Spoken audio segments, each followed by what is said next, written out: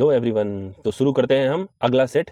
जैसा कि मैं आरआरबी एनटीपीसी द्वारा जो पूर्व में क्वेश्चन कराए गए हैं, जो भी टेस्ट हुए हैं 2019 में, तो उसके मैं पूरे सॉल्यूशंस करा रहा हूं। और इसमें टोटल 100 क्वेश्चंस हैं और 100 क्वेश्चंस इकट्ठा एक साथ एक वीडियो में अल्टरनेट डेज पे आते रहेंगे। एक दिन छोड़ के अगले दिन में मैं हर सेट को प्रॉपर वे में कराऊंगा, सटीक उसका सोल्यूशन। ठीक है, तो बढ़ते हैं आगे। और ये जो सेट है, ये एग्ज़ाम हुआ था 17/1/2021। ठीक है, 17/1/2021 मतलब 17 जनवरी, ये एग्ज़ाम हुआ था जनवरी को। और टोटल 100 क्वेश्चन है। बढ़ते हैं आगे। फर्स्ट क्वेश्चन है, कार्गो सेवा सेवा की डैश गतिविधियों का एक हिस्सा है। कार्गो सेवा ये आती है सर्विस सेक्टर, सेवा क्षेत्र ना, सर्विस सेक्टर। और सर्विस सेक्टर आता है टर्शरी सेक्टर में आता है। ठीक है, मतलब तृतीयक। इकोनॉमिक्स का क्वेश्चन है ये। इकोनॉमिक्स में क्या होता है ना, टोटल 3 सेक्टर्स होते हैं। 3 सेक्टर कौन कौन से होते हैं? प्राइमरी सेक्टर, सेकेंडरी सेक्टर और टर्सरी सेक्टर।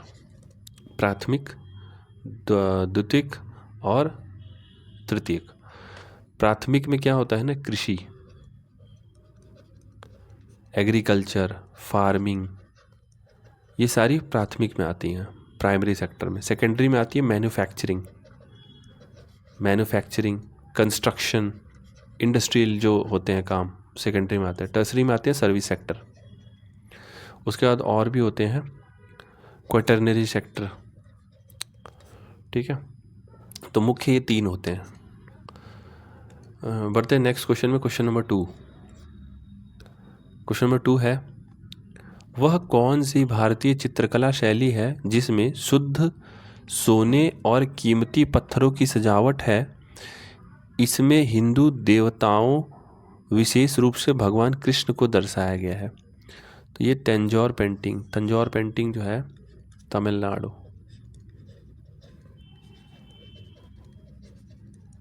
साउथ इंडिया का है, वहाँ की पेंटिंग है। उसमें इस तरीके की चित्रकला है, ये शुद्ध सोने और कीमती पत्थरों की सजावट। ठीक है, बढ़ते हैं आगे। क्वेश्चन नंबर 3 19 कलमों का क्रय मूल्य 16 कलमों के विक्रय मूल्य के बराबर है। मान लो 19 का x है, 16 का भी x है। ठीक है, x रुपए में ही ये 19 खरीदा, लेकिन बेच रहा है 6 ही, 16 है। तो इसको 3 कलम इसने रख लिए हैं। ठीक है, पैसे उतने ही हैं, 3 कलम इसने रख लिए हैं। कितने बेच रहा है? 16। ठीक है, तो और इंटू 100। अब इसको हम हल करेंगे तो ये हमारा आ जाएगा 4 4 जा 425 जा 75 डिवाइड बाई 4। तो ये इसको जब हल करेंगे तो ये हमारा आ जाएगा 18.3/4%। ठीक, इसको मैंने क्या किया, 3 कलम इसलिए लिया है कि 3 का प्रॉफिट हो रहा है। इसमें क्या प्रतिशत लाभ पता करना है ना, तो जितने का, कितने कलम का लाभ हो रहा है? 3 का। और 16 इसलिए क्योंकि 16 हो जाती है इसकी, किस दर पे इसको लाभ हो रहा है, तो 16 पेन के हिसाब से इसको लाभ हो रहा है। ठीक है, तो ये हमारा हो गया आंसर। बढ़ते क्वेश्चन नंबर 4 है, बॉम्बे डेक्कन में पहली राजस्व बंदोबस्त का संचालन किस वर्ष में हुआ?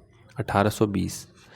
ये इतिहास का क्वेश्चन है, और इतिहास में भी आधुनिक इतिहास, मॉडर्न हिस्ट्री, आधुनिक इतिहास में ये आता है। पहली राजस्व, ये अंग्रेज़ों का जब शुरुआती दौर का उनका शासनकाल था ना, तो उसमें उन्होंने बहुत सारी व्यवस्थाएं बनाई, प्रणालियां शुरू की। तो पहली राजस्व बंदोबस्त 1820।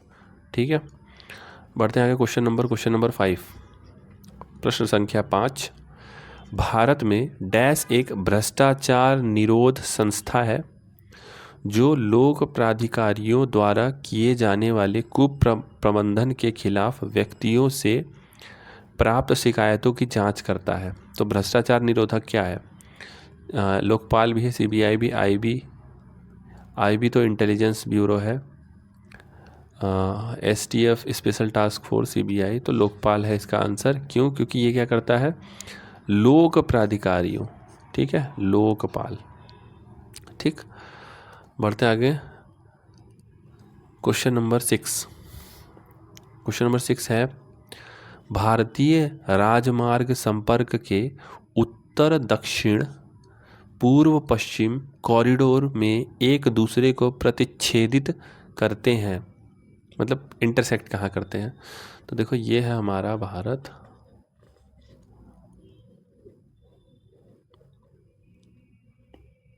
ये कुछ समथिंग लाइक दिस, ठीक है, और इसका हम यहाँ से पोरबंदर से चलती है एक पूर्व पश्चिम कॉरिडोर, और यहाँ से जब चलती है तो वो आती है उत्तर दक्षिण पूर्व पश्चिम, और ये मिलती है झांसी में, ठीक है। इन्हीं से संबंधित एक है गोल्डन क्वाड्रिलेटरल, स्वर्णिम चतुर्भुज, दिल्ली, बम्बई, उसके बाद चेन्नई, उसके बाद कोलकाता, तो ये है स्वर्णिम चतुर्भुज, ठीक है। बढ़ते हैं आगे। Question number 7। क्वेश्चन नंबर 7 है, 4 शब्द दिए गए हैं जिनमें से 3 किसी प्रकार से संगत है और एक असंगत है, ठीक है। तो संगत और असंगत, तो स्प्रिंग, स्टॉर्म, विंड और ऑटम। आंसर है स्टॉर्म। क्यों है स्टॉर्म? क्योंकि ये एक तरीके का ये मौसम नहीं है, बाकी सारे मौसम है। स्प्रिंग होता है season, winter season, autumn season, ठीक है। तो ये हो गया रीजनिंग का question. Question number 8। Question number 8 है, विश्व की पहली रोबोट कौन थी जिसे किसी देश की पूर्ण नागरिकता हासिल हुई? सोफिया। ये है करंट अफेयर का क्वेश्चन, और ये 2021 में जब हुआ था ना, तो 2020 में बहुत फेमस हुआ था ये सोफिया रोबोट, ठीक है। गल्फ कंट्रीज़ की है, शायद सऊदी की है, ठीक है। बढ़ते हैं आगे। Question number 9। क्वेश्चन नंबर 9 है, उस समबाहु त्रिभुज का क्षेत्रफल ज्ञात कीजिए। समबाहु त्रिभुज, समबाहु मतलब कोई त्रिभुज है जिसकी तीनों भुजाएं समान है, जिसका परिमाप 24 है। तीनों भुजाएं समान है ना, सम है ना, तो ये हो गया, ठीक है। तो 3a कितना हुआ? 24, क्योंकि परिमाप 24 है ना, तो a बराबर हो गया 8। ये तो हमें पता चल गया। अब क्या पूछ रहा है? क्षेत्रफल ज्ञात करना है ना। तो क्षेत्रफल क्या होता है इसी समबाहु त्रिभुज का? √3/4 a², ठीक है। तो √3/4 इंटू a का स्क्वायर 64, और ये आ जाता है हमारा 16 √3 सेंटीमीटर स्क्वायर, तो हमारा आ गया 16 √3, ठीक है। बढ़ते हैं आगे। Question number 10। क्वेश्चन नंबर 10 है, निम्नलिखित को हल करें। तो ये दे दिया है हमें एक समीकरण, इसको हमें हल करना है। तो वही बोर्ड मास, पहले ब्रैकेट ढूंढते हैं, ये रहा ब्रैकेट। तो इसको जब हम हल करेंगे तो ये हमारा आ जाएगा 6 3 एंड 6 6, ठीक है।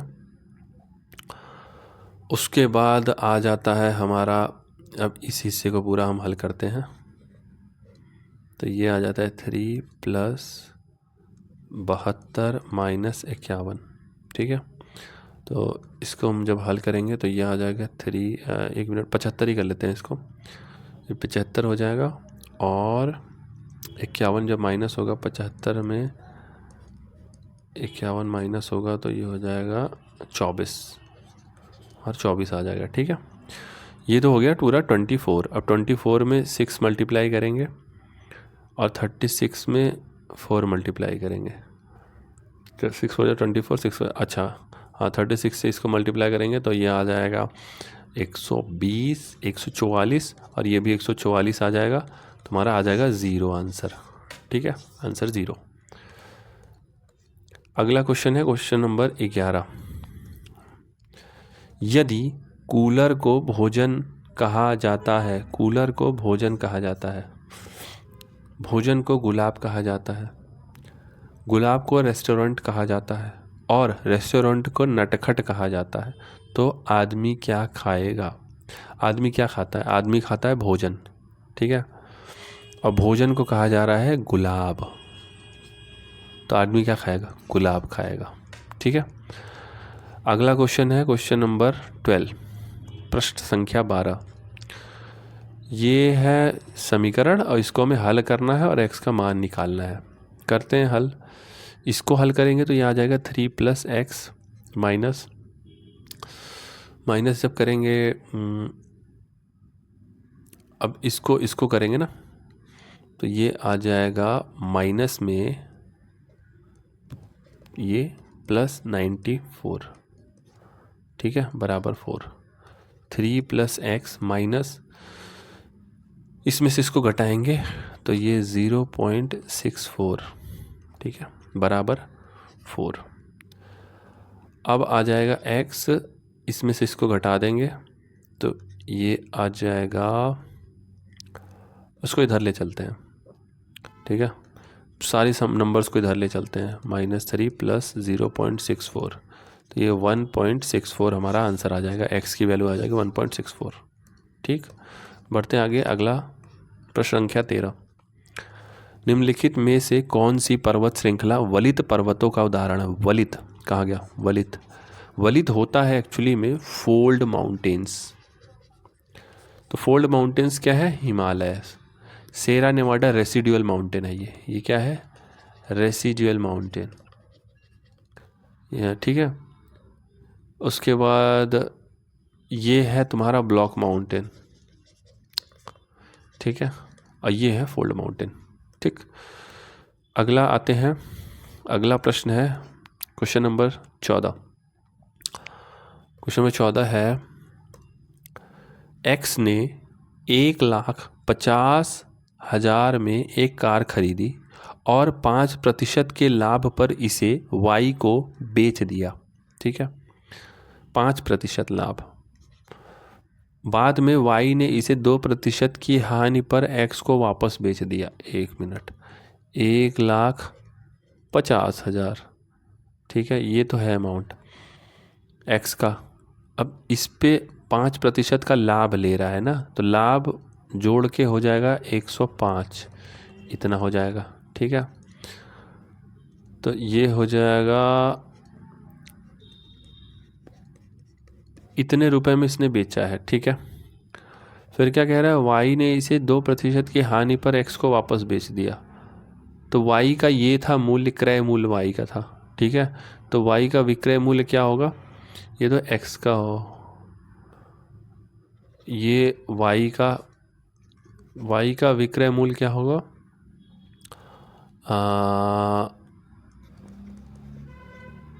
इतने का 2% हानि तो मतलब 98%, ठीक है। अब हम इसे हल करना है। देखो इसको हम हल करेंगे ना, तो ये हमारा आएगा, ये आ जाएगा 15 1 0 2 0, और ये हमारा आ रहा है 1575, ठीक है। एक्स ने इतने रुपए में बेचा था, ठीक है, तो उसको फ़ायदा कितने का हो रहा है? जब बेच दिया तो इतने का फ़ायदा हो गया, ठीक। अब वाई वापस से इसको कितने में बेच रहा है?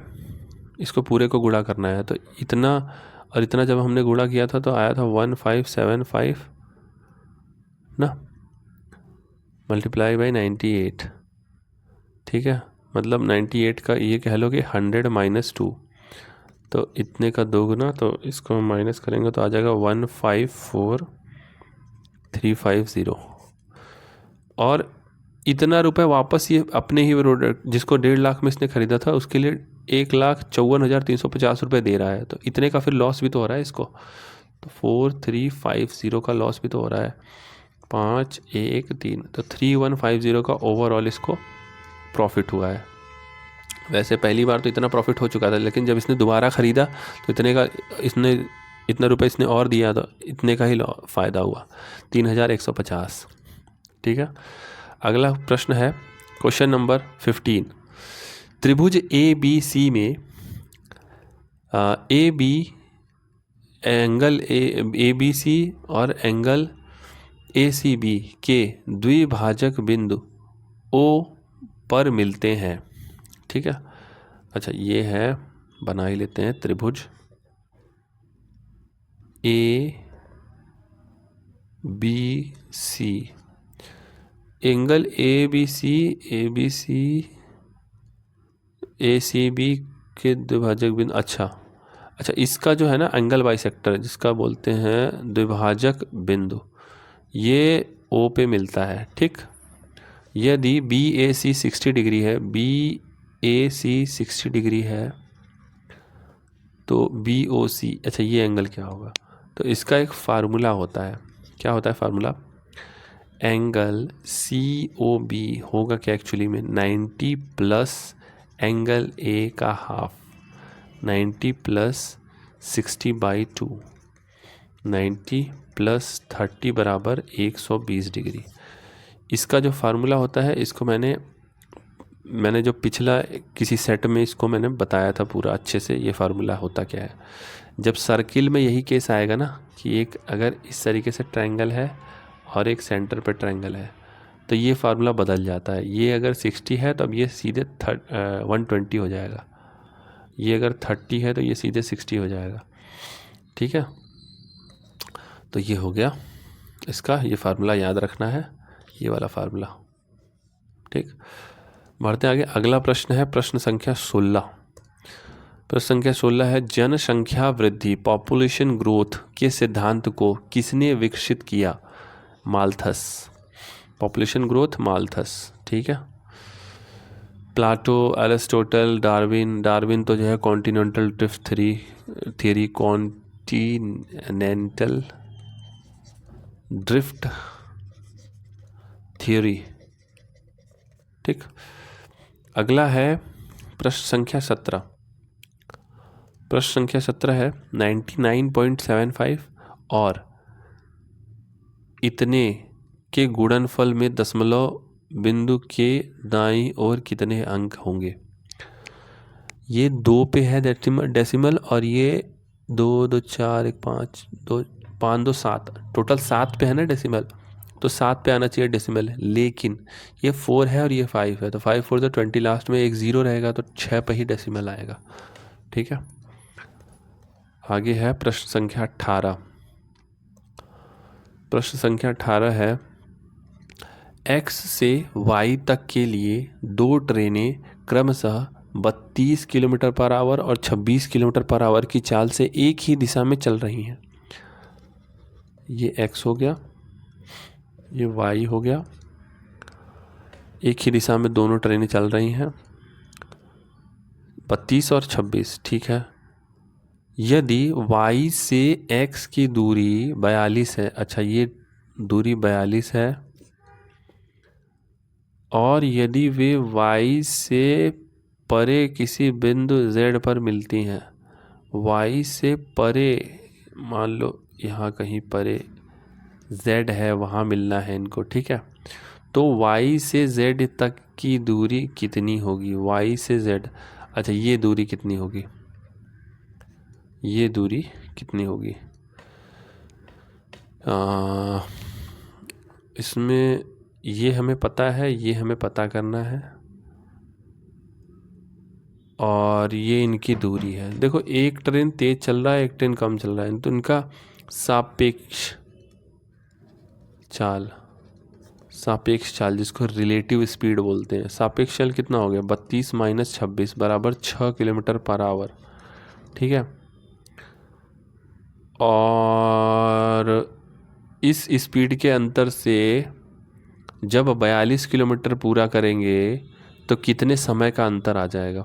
देखो ये तो स्पीड की दूरी अंतर है इनका। ठीक है, और इस स्पीड के अंतर के कारण कितने समय बाद जो स्लो चल रही है, जो 26 वाली है, 26 की जो स्पीड से चल रही है चाल से, वो इतनी दूरी को कितने देर में पूरा करेगी। ठीक है, तो हमें समय पता चल जाएगा, समय पता चल रहा है हमें 42/6 आवर्स। 7, तो 7 आवर्स का डिफरेंस रहेगा। स्पीड इतना अंतर है तो 7 आवर्स का डिफरेंस रहेगा। अब इस डिफरेंस के कारण, ठीक है,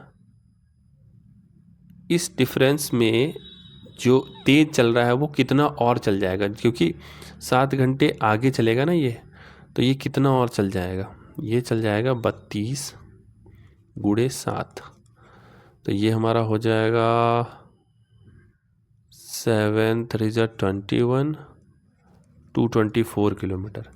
मतलब कि जब तक जो 26 वाला है ट्रेन यहाँ पहुँचेगा तब तक ये यहाँ पहुँच जाएगा आगे, ठीक है, इतना आगे पहुँच जाएगा।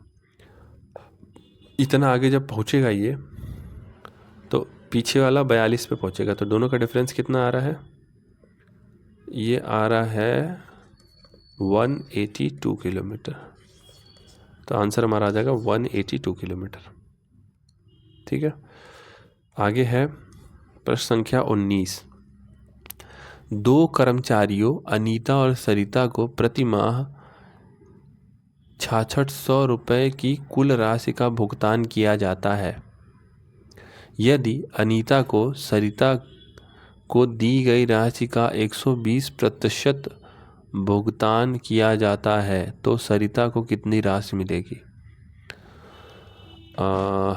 2 कर्मचारी यो अनीता और सरिता को प्रति माह इतना, अच्छा, अनीता को मान लो x मिलता है और सरिता को मान लो y मिलता है, तो दोनों को मिलता है 6600 रुपये। ठीक, यदि अनीता को सरिता को दी गई राशि का 120%, अनीता को सरिता को दी गई राशि का, तो सरिता को y दिया जा रहा है, तो y का 120, तो मतलब 120y बराबर 66। ठीक है, तो ये हमारा हो जाएगा, ये हो जाएगा ये 6/5। ठीक है, 6y + 5y / 5 बराबर 6600। ये हो जाएगा 11y बराबर 6600 गुणे 5, तो 11 6,600 हो गया। y बराबर 6 × 5 = 30, 3000। तो किसका पूछ रहा है ये? सरिता को कितनी राशि मिली? तो सरिता का हमने y लिया था और अनीता का हमने x लिया था, तो y बराबर 3000, मतलब 3000 सरिता का हो गया। ठीक है, आगे बढ़ते हैं। प्रश्न संख्या 20। प्रश्न संख्या 20 है, ट्रायंगल XYZ में XY बराबर 12 है, YZ बराबर 18 है। ठीक है, बना लेते हैं एक ट्रायंगल XYZ। क्या बोल रहा है? XY 12 है, XY 12 है, YZ 18 है, YZ 18 है। ठीक है, XW है कोई जो XYZ का एक कोणीय द्विभुज है, मतलब इसका कोण जो है ना वो 2 भाग में बांटता है। YZ के बिंदु W पर इस प्रकार पड़ता है, YZ के W पर पड़ता है, क्या पड़ता है कि YW और WZ 4:5 है। अच्छा, मतलब 18 को ये 4 और 5 भागों में करता है डिवाइड। ठीक है, 4:5 में। तो इसका हो जाएगा 8 और 10, तो मतलब ये लेंथ 8 है और ये लेंथ 10 है। ठीक है, तो त्रिभुज की तीसरी भुजा का लंबाई ज्ञात कीजिए। अच्छा, देखो ये हो गया ये त्रिभुज और ये त्रिभुज, बात अब ये 2 त्रिभुजों की हो रही है। तो अगर इन दोनों का, इसको जिस भाग में ये भाग दे रहा है, क्योंकि ये क्या है, एंगल बाइसेक्टर है ना, तो इसी अनुपात में ये भी होंगे। ठीक है, तो ये त्रिभुज की जो प्रॉपर्टीज़ होती है ना, विशेषताएं, उस पर आधारित क्वेश्चन है ये। इसको मैं बता देता हूँ। ये एक्चुअली में होगा ये XW, एक minute, YW divide by ZW, ये और ये का अनुपात वही होगा जो XY, क्योंकि ये है ना, और ये एक्स जेड। ठीक है, तो ये कितना आ रहा है, ये हमारा आ रहा है। अब इसकी वैल्यू पुटिंग करते हैं, इनका मान रखते हैं। तो वाई जेड कितना है हमारा 8 है, जेड डब्ल्यू कितना है हमारा 10 है, उसके बाद एक्स वाई हमारा कितना है 12 है, और एक्स जेड हमारा पता करना है। तो अब एक जेड को एकदम अलग कर लेते हैं, तो 12 गुणे 10 बटे 8, और ये हमारा हो जाएगा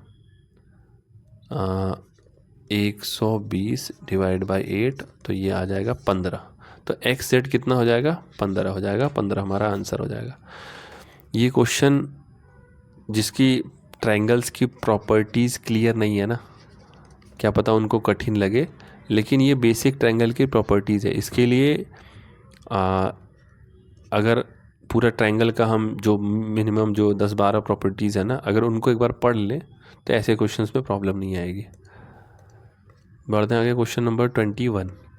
21वां सवाल है, दिए गए विकल्पों में से उस अक्षर समूह का चयन करें जो नीचे दी गई श्रृंखला में प्रश्न चिन्ह के स्थान पर आएगा। तो C E F I J K L, फिर O P Q, O के बाद ये क्या आ रहा है, O R आ रहा है ना, O P Q R। ठीक है, दो का गैप आ रहा है। ठीक है, T U V W 3 आ रहा है, U और X में V W 2 आ रहा है, तो यही हमारा आंसर हो जाएगा। ठीक है, आगे आते हैं प्रश्न संख्या 22। प्रश्न संख्या 22 है, निम्नलिखित में से कौन सा विकल्प प्लास्टर ऑफ पेरिस के बारे में सत्य नहीं है। ठीक है, तो नहीं आ गया। प्लास्टर ऑफ पेरिस सफ़ेद है, बिल्कुल सही है। पानी से गीले होने पर प्लास्टर ऑफ पेरिस में कोई परिवर्तन नहीं होता, ये गलत है। परिवर्तन होता है, पानी से गीला होने पर ये सख्त हो जाता है और यही बनता है प्लास्टर। ठीक है, इसमें एक ये बात हमें याद रखना है कि जो प्लास्टर ऑफ पेरिस जो है, इसका फार्मूला होता है, कई बार फार्मूला पूछ लेता है, CaSO4.1/2H2O। ठीक है, और इसी से मिलता जुलता एक होता है जिप्सम। ठीक है, ज़्यादा अंतर नहीं होता है, लेकिन जिप्सम का जो फार्मूला होता है ये होता है CaSO4.2H2O। इसमें क्या होता है, डाई वाटर होता है, मतलब दुगना वाटर होता है, इसमें सेमी हाइड्रेटेड होता है, ये डाई हाइड्रेटेड होता है। ठीक है, बढ़ते हैं आगे, क्वेश्चन नंबर 23। क्वेश्चन नंबर 23 है, हाँ, यदि हम भिन्न के अंश को 50% और हर को 80% बढ़ाते हैं तो नया भिन्न मूल का कितना होगा। देखो, कोई है, ये है मान लो भिन्न का अंश और ये है हर। ठीक है, तो ये क्या कह रहा है कि ये 100, जैसे ये 100 है ना, तो 100 से इसको बढ़ा देते हैं 150। ठीक है, और अगर हर जो है इसको बढ़ा देते हैं 180। ठीक है, तो इनका अनुपात क्या होगा, तो इनका अनुपात क्या होगा, 3 5 3 6 5/6। ठीक है, 50% बढ़ रहा है ना, 100 से ये 150 हो जा रहा है अंश मतलब न्यूमरेटर। ठीक है, और डिनोमिनेटर जिसको हर बोलते हैं, नीचे का हिस्सा, वो हो जा रहा है 180, 80% बढ़ रहा है, तो इन दोनों का रेशियो तो निकालना है, तो 5/6 आ गया। ठीक है, आगे बढ़ते हैं, क्वेश्चन नंबर 24। क्वेश्चन नंबर 24 है, 1944 में भारतीय पुरातत्व सर्वेक्षण के महानिदेशक के रूप में किसने पदभार संभाला और हड़प्पा की खुदाई का जिम्मा लिया। 1944, व्हीलर। अब ये है हिस्ट्री का क्वेश्चन और वन लाइनर फैक्ट है, आता है तो गुड, वेल एंड गुड, वरना एक्चुअली में बनर्जी भी जुड़े हुए थे इंडस वैली सिविलाइजेशन की खुदाई से, हड़प्पा की खुदाई से, लेकिन व्हीलर है इसका आंसर। ठीक है, आगे बढ़ते हैं, क्वेश्चन नंबर 25। क्वेश्चन नंबर 25 है, 3 पावर 45 - 1 3 पावर 35 - 1 का महत्तम समापवर्तक HCF ज्ञात कीजिए। ऐसे नंबर्स के HCF मतलब होता है वो छोटी से छोटी संख्या जो इसको भी कट करे और इसको भी कट करे। देखो पावर वाले में क्या होता है ना, 3 के पावर 45 माइनस 1, 3 के पावर 35 माइनस 1, इसमें 45 और 35 है ना, तो हमें इनका कॉमन निकालना पड़ेगा। फिर 45 और 35 का HCF क्या होगा, इनका HCF होगा 5, ठीक है। इसका मतलब 3 के पावर 5 माइनस 1 जो है ना, ये होना चाहिए इनका HCF। तो ये होगा क्या, 3 into 3 into 3 into 3 into 3 minus 1, तो 3 3 जा 9, 3 3 जा 9 और 3, तो मतलब 81 इंटू 3 माइनस 1, और ये हो जाएगा हमारा 243 माइनस 1, और ये हो जाएगा 242 हमारा आंसर हो जाएगा। ठीक है, आगे बढ़ते हैं। Question number, select the conclusion from among the following option which logically follows from the given statement। तो ये स्टेटमेंट है और उसके बाद जो ऑप्शन है ना, जो विकल्प दिया गया है, उसका कंक्लूजन हो सकता है कि नहीं। One must work hard to be successful in life, मतलब मस्ट वर्क हार्ड वर्क करेंगे तो सक्सेसफुल होंगे लाइफ में। ठीक है, तो इसका क्या होगा conclusion, a hard working person is satisfied in life. Satisfied की बात ही नहीं हो रही है।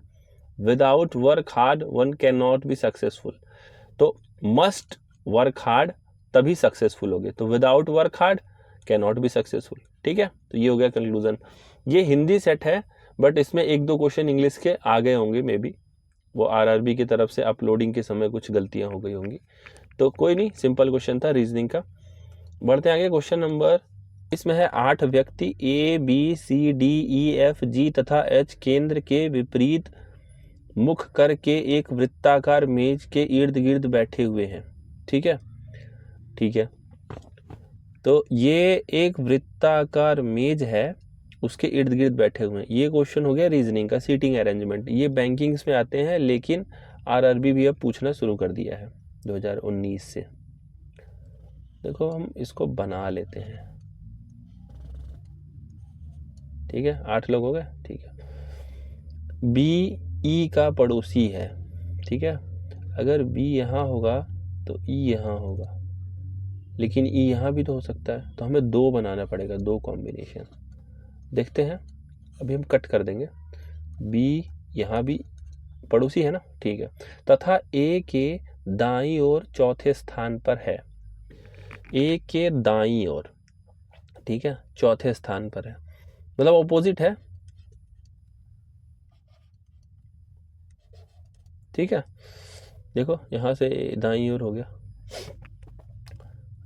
ई तथा एफ के मध्य केवल 2 व्यक्ति बैठे हैं। ई तथा एफ के मध्य केवल 2, तो 1 2 यहाँ पे तो आएगा नहीं, ए आ गया है, यहाँ पे आएगा एफ, यहाँ पे एफ नहीं आएगा, यहाँ पे आएगा एफ। ठीक है, अब आगे क्या बोल रहा है, जी तथा एच के मध्य केवल 3 व्यक्ति बैठे हैं। जी तथा एच, जी तथा एच, जी तथा एच, देखो यहाँ हो सकता है जी और एच, या फिर जी एच, क्योंकि 1 2 3 1 2 3। ठीक है, वही चीज यहाँ हो जाएगा, जी या एच, जी या एच। ठीक है, इन्हीं में से कोई होगा बैठे हुए। बी जी का पड़ोसी नहीं है, बी जो है वो जी का पड़ोसी नहीं है, मतलब बी एच का पड़ोसी है, तो ये जी होगा नहीं यहाँ, तो जी यहाँ होगा। जी यहाँ नहीं होगा, तो जी यहाँ होगा। ठीक है, डी सी के बाईं ओर तीसरे स्थान पर है। डी सी के देखो ये हो गया, सी के बाईं केंद्र के तरफ मुँह करके बैठा है, और बाईं ये हो गया डी। ठीक है, वही चीज हम जब यहाँ करेंगे तो ये हो गया। ठीक है, हाँ, अब क्या बोल रहा है, कौन कौन ए के पड़ोसी हो सकते हैं। तो ए के पड़ोसी सी और जी हो सकता है, सी और जी नहीं है कॉम्बिनेशन। यहाँ पे क्या है, ए का पड़ोसी जी और डी हो सकता है, जी और डी, मतलब ये वाला हमारा नहीं होगा, और ये वाला हमारा सीटिंग अरेंजमेंट सही है। ठीक है, बढ़ते आगे। अगला प्रश्न है, आगे बढ़ते हैं, प्रश्न संख्या 28। 28 में है, एक स्कूल में 6 शिक्षक थे। ए और बी हिंदी और अंग्रेजी पढ़ाते थे। डी और ए गणित और विज्ञान पढ़ाते थे। सी और ई अंग्रेजी और गणित पढ़ाते थे। एफ और बी हिंदी और फ्रेंच पढ़ाते थे। इनमें से कौन सबसे अधिक विषय पढ़ाता है? सबसे अधिक विषय पढ़ाता है, देखो डी देखते हैं ऑप्शन, 2 सब्जेक्ट पढ़ाता है डी। ई भी 2 सब्जेक्ट पढ़ाता है। ए 4 सब्जेक्ट पढ़ाता है। बी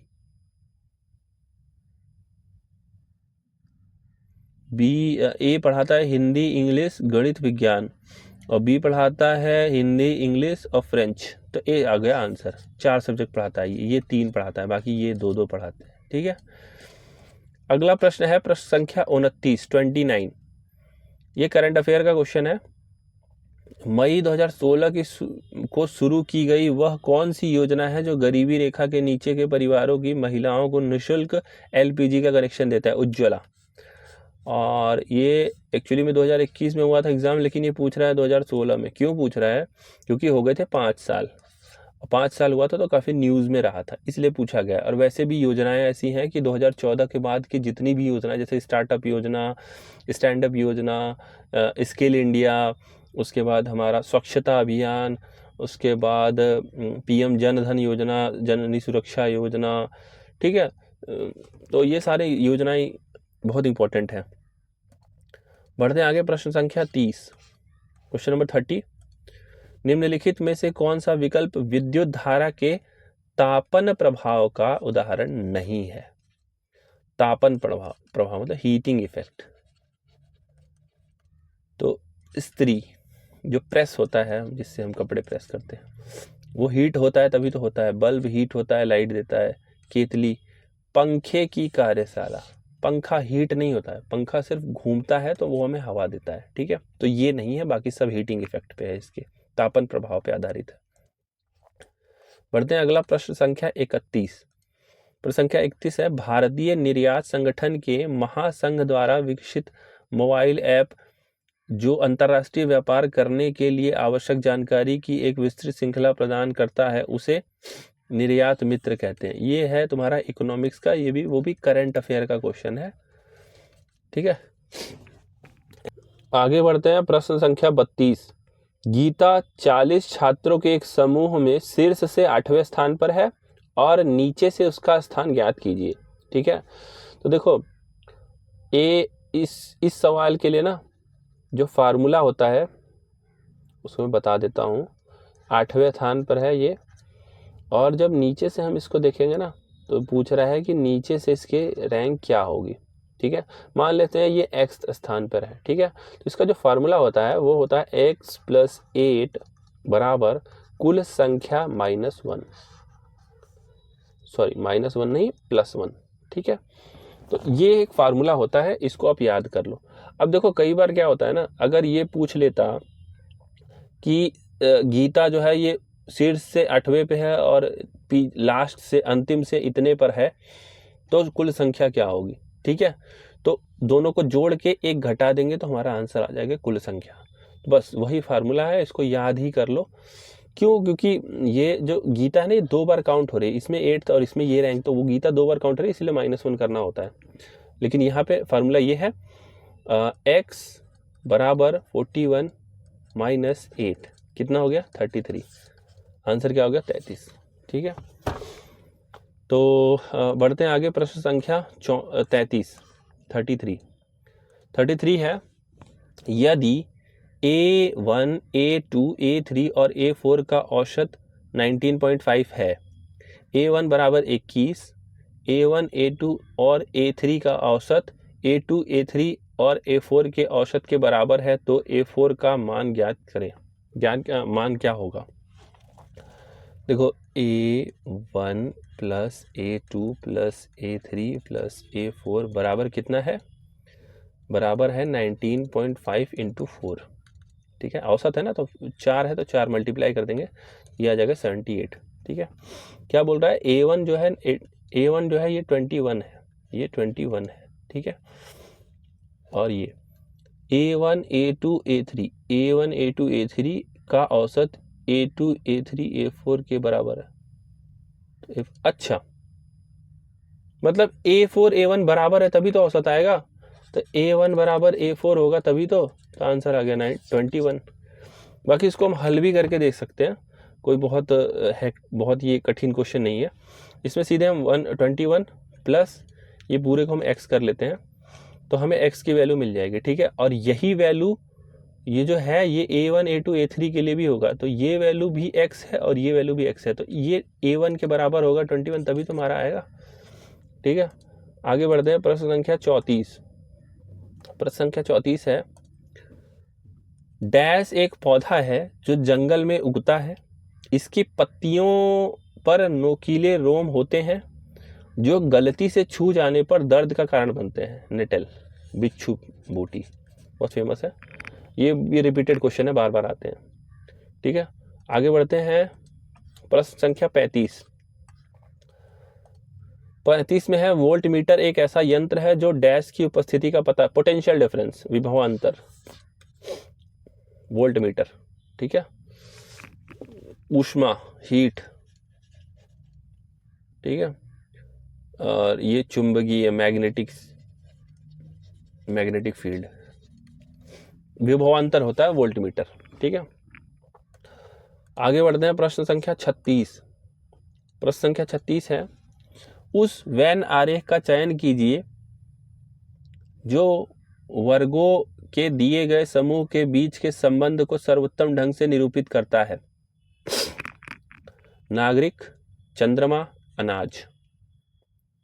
अब ये बताओ, नागरिक का चंद्रमा से और अनाज का क्या लेना देना है? तीनों का, तीनों एक दूसरे से बिल्कुल अलग है, तो इसीलिए ये बी वाला आंसर इसलिए है क्योंकि तीनों का कोई लेना ही देना नहीं, कोई रिश्ता ही नहीं है एक दूसरे से, ठीक है। अब आगे बढ़ते हैं, प्रश्न संख्या 37। सिंपल, आओ गुणा करो इसको। तो एक तो ये है कि सीधा उठाओ पेन कलम और धड़ाधड़ गुणा कर लो, और एक तो ये है कि 1000 में से 13 घटा दो और 1000 में से 1 घटा दो, ठीक है। 1 2 3 4 5 6 माइनस 1000 माइनस 13 प्लस 13, ठीक है। तो एक तो ये हो गया ये तरीका, कुल मिला के लास्ट में 13 तो आना ही है, तो 2 में 13 आ जा रहा है, तो ये तो हमारा वैसे ही कट गया, ये हमारा ऐसे कट गया। बाकी हम इसको हल करेंगे ना, तो 13 एक 14,000 घटाना है ना, तो 14,000 घटाना है तो 86 तो आएगा ही, ठीक है। तो ये हमारा आंसर हो जाएगा। आगे बढ़ते हैं, प्रश्न संख्या 38। प्रश्न संख्या 38 है, एक सेल्समैन को 3/4 आवर्स में 6 किलोमीटर की दूरी तय करनी है, ठीक है, बहुत बढ़िया। यदि वह कुल समय के 2/3 में आधी दूरी तय करता है, 1/2 ना, तो आधी दूरी। अब देखो, कुल समय है 3/4, उसका ये 2/3 समय लेता है, जब 2/3 हिस्सा, तो 2/3 होगा कितना? 2/3 होगा 1/, ये आधे घंटे में, हाँ आधे घंटे में ये कितनी दूरी तय कर रहा है? हाफ, मतलब 6 का हाफ, 3 किलोमीटर तय कर रहा है, ठीक है। अब क्या बोल रहा है? तो शेष समय में शेष दूरी तय करने के लिए उसकी चाल। तो अब देखो, शेष समय से कितना शेष बच रहा है? 3/4 माइनस 1/2 कितना हो गया? 1/4। इतना अभी समय इसके पास बचा है और दूरी कितनी तय करनी है? 3 किलोमीटर। तो चलो चाल पता करनी है ना, तो एकदम सिंपल है, चाल बराबर दूरी बटा समय, 3/12 किलोमीटर पर आवर, ये हो गया हमारा आंसर, ठीक है। प्रश्न संख्या 39 क्या है? भारत का कौन सा बायोस्फीयर रिजर्व 2018 में यूनेस्को के विश्व नेटवर्क में शामिल होने वाला भारत का 11वां बायोस्फीयर रिजर्व बना? कंचनजंगा, ये उस समय का करंट अफेयर था अपने आप में। और 18 में मतलब लंबा करंट अफेयर भी पूछते हैं ये। आगे बढ़ते हैं, प्रश्न संख्या 40 है, आर साइन थीटा बराबर 7/2, आर कॉस थीटा बराबर 7√3/2, तो आर का मान मान कितना होगा? आर का मान पूछ रहा है ना। देखो ये फर्स्ट इक्वेशन है, ठीक है, और ये सेकंड इक्वेशन है, तो 1 स्क्वायर प्लस 2 स्क्वायर कर देते हैं, ठीक है। तो R square sine square theta plus R square cos square theta बराबर 49/4 प्लस 49 इंटू 3/4, ठीक है। तो यहाँ से आर स्क्वायर कॉमन निकाल लेंगे हम यहाँ से, और ये हो जाएगा sign square theta plus cos square theta बराबर 49/4 निकाल लेंगे, 1 + 3 आ जाएगा, तो ये हो जाएगा पूरा 1। ये ट्रिग्नोमेट्री का फार्मूला है, 1 होता है ये पूरा, ये 1 के बराबर हो जाएगा, ठीक है। तो हमारे पास आर स्क्वायर आ गया 49/4 इंटू 4, और हमारे पास आ गया आर बराबर 7, ठीक है। तो जब आर निकालना था तो ये किया था। अब अगर यही पूछ ले टेन थीटा निकालना हो या फिर साइन थीटा निकालना हो तो क्या कर लेंगे? अगर टेन थीटा पूछे ना तो इसको भाग देना है, तो आर आर कट जाएगा और साइन बाई कॉस आ जाएगा, जो कि टेन के बराबर होता है, और हमारा टेन थीटा निकल जाएगा, ठीक है। आगे बढ़ते हैं, प्रश्न संख्या 41। प्रश्न संख्या 41 है, निम्नलिखित में से कौन सी संख्या 11 से विभाज्य है? ठीक है, 11 से विभाज्य। देखो इसके लिए ना 11 से कोई संख्या कट रही है कि नहीं, तो उसके लिए हम क्या करेंगे, 11 के टेबल पढ़ के इसको काटेंगे, या फिर जो 11 से विभाज्य संख्या को पता करना है उसका ये एक तरीका है कि जो भी ये नंबर्स है ना, इनके अल्टरनेट, मतलब एक को छोड़ के दूसरे को लो, अगले को लो, और उसके बाद उनको जोड़ो। तो मैं बताता हूँ इसको हल करके। जैसे देखो ये 3 मैंने लिया, 3 3 2 1 5 5, इसमें क्या है ना, ये ठीक है, ये अब बताओ, ये 3 और 2 5 5 10, और 5 6 और 6 3 9, कितना आ रहा है? 1 आ रहा है, तो ये 11 से नहीं कटेगा, ठीक है। तो कब कटेगा ये देखते हैं आगे। 2 0 3 4 5 6, देखो ये 6 और 4 10 हो गया, 5 3 8 2 10 बराबर 0, ये 11 से विभाज्य है। देखो इसमें कॉन्सेप्ट क्या है ना, जो मैं ये यहाँ पे कर रहा हूँ ना, जो एक छोड़ के अगला नंबर ले रहा हूँ ना मैं, अगली संख्या, इस तरीके से इनका जोड़ा बना के इनको जोड़ना है, ठीक है, अगली संख्या ऐसे करके जैसे मैंने किया है, और फिर दोनों का अंतर निकालना है। अगर उसका अंतर या तो 0 या तो 11 या तो 22 33, मतलब 0 उसके बाद 11 से भाज्य होने वाली संख्याएं अगर मिले तो वो 11 से पूरी तरीके से विभाज्य हो जाएगा नंबर। यहाँ पे मिल रहा था 1, इसका मतलब ये 0 नहीं है, और उसके बाद 11 के टेबल पे भी नहीं आता है, तो इसीलिए ये नहीं होगा। ऐसे इनको भी जब हम चेक करेंगे ना, तो कॉन्सेप्ट ही यही है, ठीक है, एक छोड़ के अगला लेना है, और इस तरीके से जोड़े बना के दोनों का अंतर निकालना है हमें, और या तो वो 0 और या तो 11 के टेबल में आना चाहिए, ठीक है। आगे बढ़ते हैं, प्रश्न संख्या 42। प्रश्न संख्या 42 है,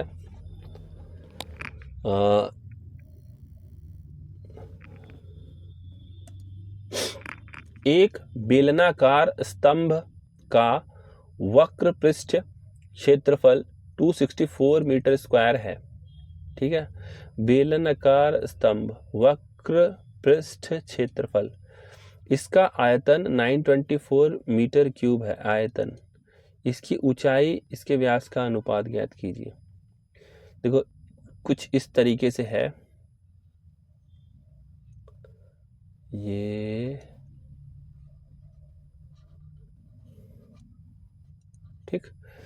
क्या बोल रहा है, वक्र पृष्ठ क्षेत्रफल, मतलब ये हिस्सा, ठीक है। तो ये हिस्सा होता क्या है, क्षेत्रफल ना। तो ये एक तो गोला है 2πr गोले का, और उसमें h जब गुणा कर देंगे टोटल लंबाई तो ये हमें मिल जाएगा, और ये दिया है 264, ठीक है, बढ़िया।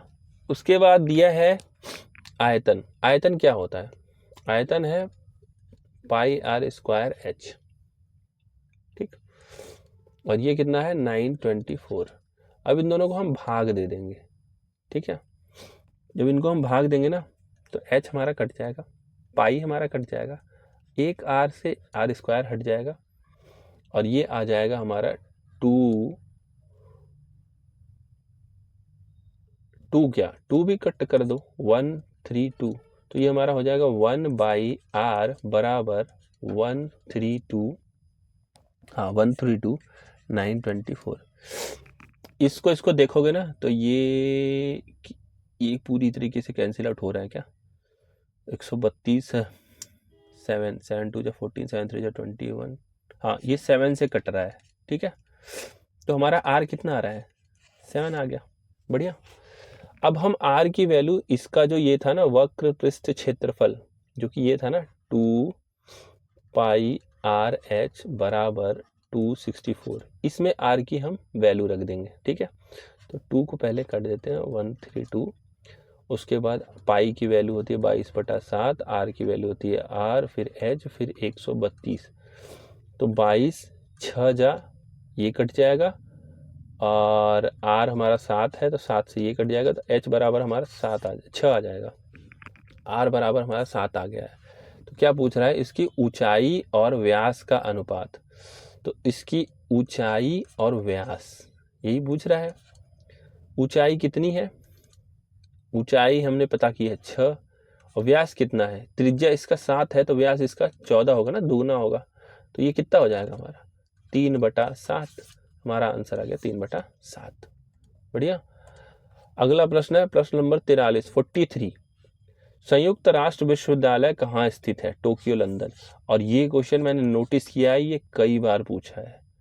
अभी मैं कंटिन्यू मैंने कम से कम 7-8 सेट करवा दिए हैं, बाकी कुछ मैंने रिकॉर्ड जो कर रहा हूँ मैं, तो मैं कंटिन्यू देख रहा हूँ कि ये क्वेश्चन ये बार बार पूछा जा रहा है, तो इसको मैं कंठस्थ कर लेना है, क्या पता फिर से आ जाए। संयुक्त राष्ट्र विश्वविद्यालय कहाँ स्थित है, टोक्यो में, ठीक है। बढ़ते आगे, प्रश्न संख्या 44 है, इनमें से किस स्विस पेशेवर टेनिस खिलाड़ी ने 8 विंबलडन खिताब। अच्छा, ये करंट अफेयर का क्वेश्चन है, उस समय रोजर फेडरर था आंसर, तो ये करंट अफेयर का क्वेश्चन है, इसको लेके ज्यादा परेशान नहीं होना है, ठीक है। बढ़ते आगे, प्रश्न संख्या 45।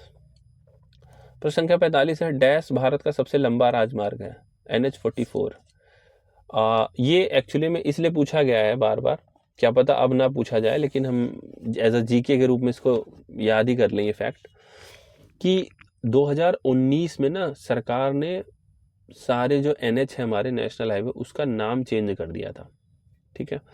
तो ये NH44 बन गया था हमारा सबसे लंबा राजमार्ग, बट 2019 के पहले हमारा NH7 जो था ना, ये लंबा राजमार्ग था, जिसको परिवर्तित करके ये नाम दे दिया गया है। तो इसीलिए क्वेश्चन बार बार पूछा गया है। उस साल 2021 के जितने एग्जाम हुए थे ना, हर एग्जामों में ये क्वेश्चन पूछे जाते थे। तो अभी के लिए हमें NH44 याद रख लेना है, सबसे लंबा अगर पूछे तो NH44, ठीक है। आगे बढ़ते हैं, प्रश्न संख्या 46।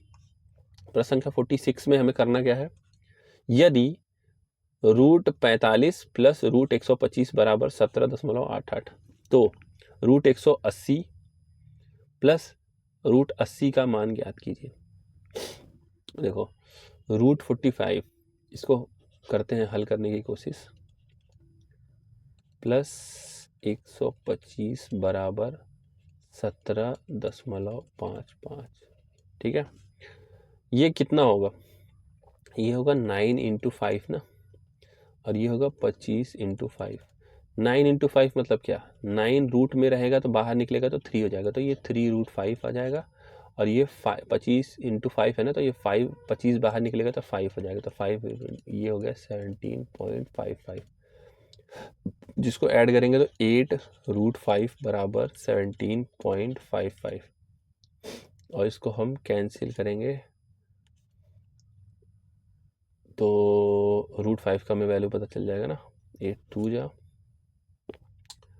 8, अच्छा ये 5 5 नहीं सॉरी 8 8 है, ये 8 8 गिवन है। एग्ज़ाम में हम ऐसी गलतियाँ करते हैं। 2.35, हाँ तो √5 हमें पता चल गया कि ये है एक्चुअली में 22.35। अरे सॉरी 2. इसको मैं डिलीट करके लिख देता हूँ,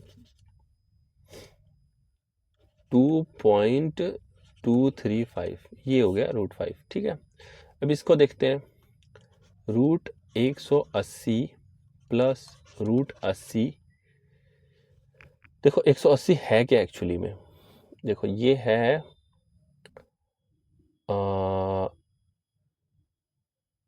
ये हो गया हमारा 5, हाँ 36 × 5, ये हो गया हमारा 16 × 5। तो 36 × 5, 36 जब रूट के बाहर आएगा तो 6 हो जाएगा, तो 6√5 प्लस ये 16 बाहर आएगा तो 4 आ जाएगा, तो 4√5 हो जाएगा बराबर 10√5 हो गया। ठीक है, √5 इतना था और ये 10√5, तो मतलब 10 मल्टीप्लाई करेंगे तो ये हमारा आंसर आ जाएगा 22.35।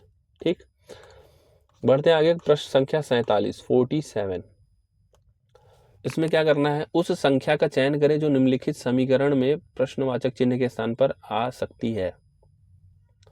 अच्छा, इसमें फ्रैक्शन है, इसको हमें हल करना है।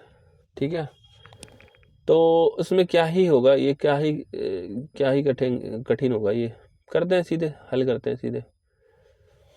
ये हिस्सा हल करके ना, इससे हम इसकी तुलना कर देंगे, कंपैरिजन कर देंगे। ठीक है, तो ये तो पूरा हम x मान लेते हैं। ठीक है, x प्लस 18/24, 18/24 जिसको हम लिखेंगे 6 3 और 4 प्लस 3/4 x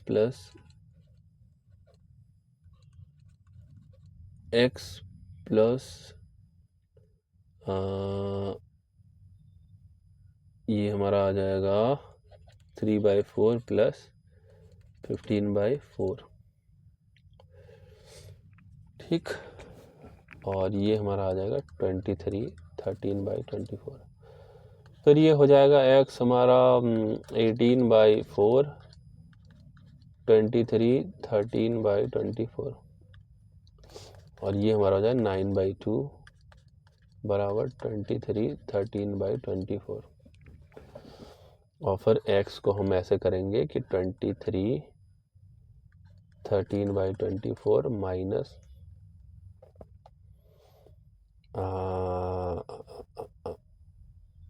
9/2। अब इसको जब हम हल करेंगे ना, तो ये हमारा आ जाएगा ये 19 1/24। इसको हल करके देख सकते हो, सिंपल ही है, कुछ करना है नहीं, बस हमें डिनोमिनेटर जो है नीचे का जो है उसको कॉमन करना है। ये 24 है, 2 है, तो इसको 24 में कन्वर्ट करना है। ठीक है, प्रश्न संख्या 48 है।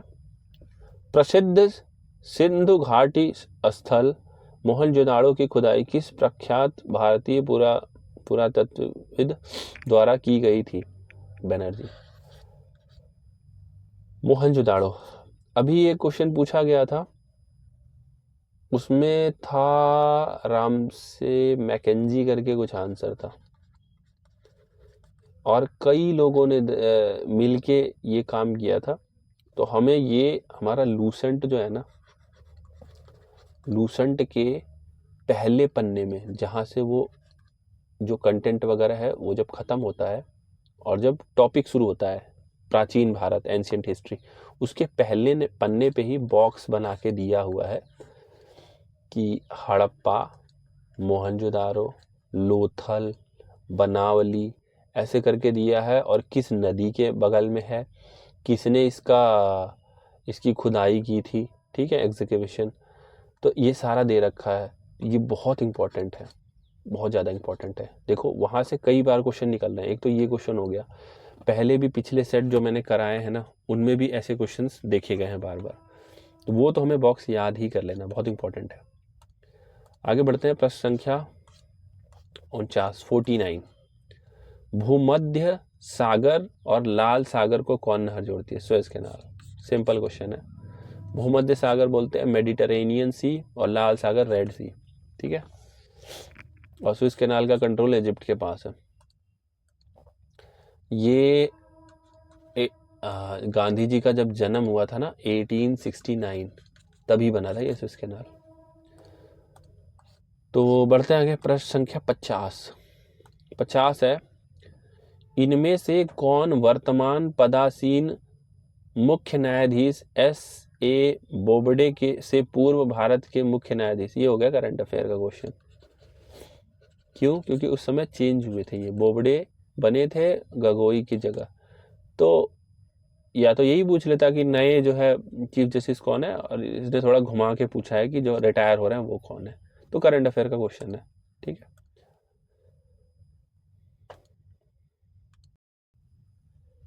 अगला प्रश्न है प्रश्न संख्या 51 डैश भारतीय वर्दीधारी सैनिकों को वीरता के लिए युद्ध के दौरान दिए जाने वाले उच्चतम सम्मान है। तो देखो इसमें कुछ महत्वपूर्ण जो हमारे सैनिकों को दिए जाते हैं चक्र और सम्मान, उनमें से वीर चक्र, शौर्य चक्र, महावीर चक्र, परमवीर चक्र सब है। कुछ युद्ध के दौरान दिए जाते हैं, बैटलफील्ड जिसको बोलते हैं, कुछ बैटलफील्ड के बाहर दिए जाते हैं, ठीक है। वीर चक्र हो जैसे शौर्य चक्र। और युद्ध के दौरान भी दो होते हैं, एक होता है युद्ध के दौरान, ठीक है, फिर वर्दीधारी हो, मतलब युद्ध लड़ा हो उसके बाद जीत गया हो, तो ये हो परमवीर चक्र, जो कि आंसर है। और एक होता है युद्ध के दौरान जब मर जाए, मरणोपरांत,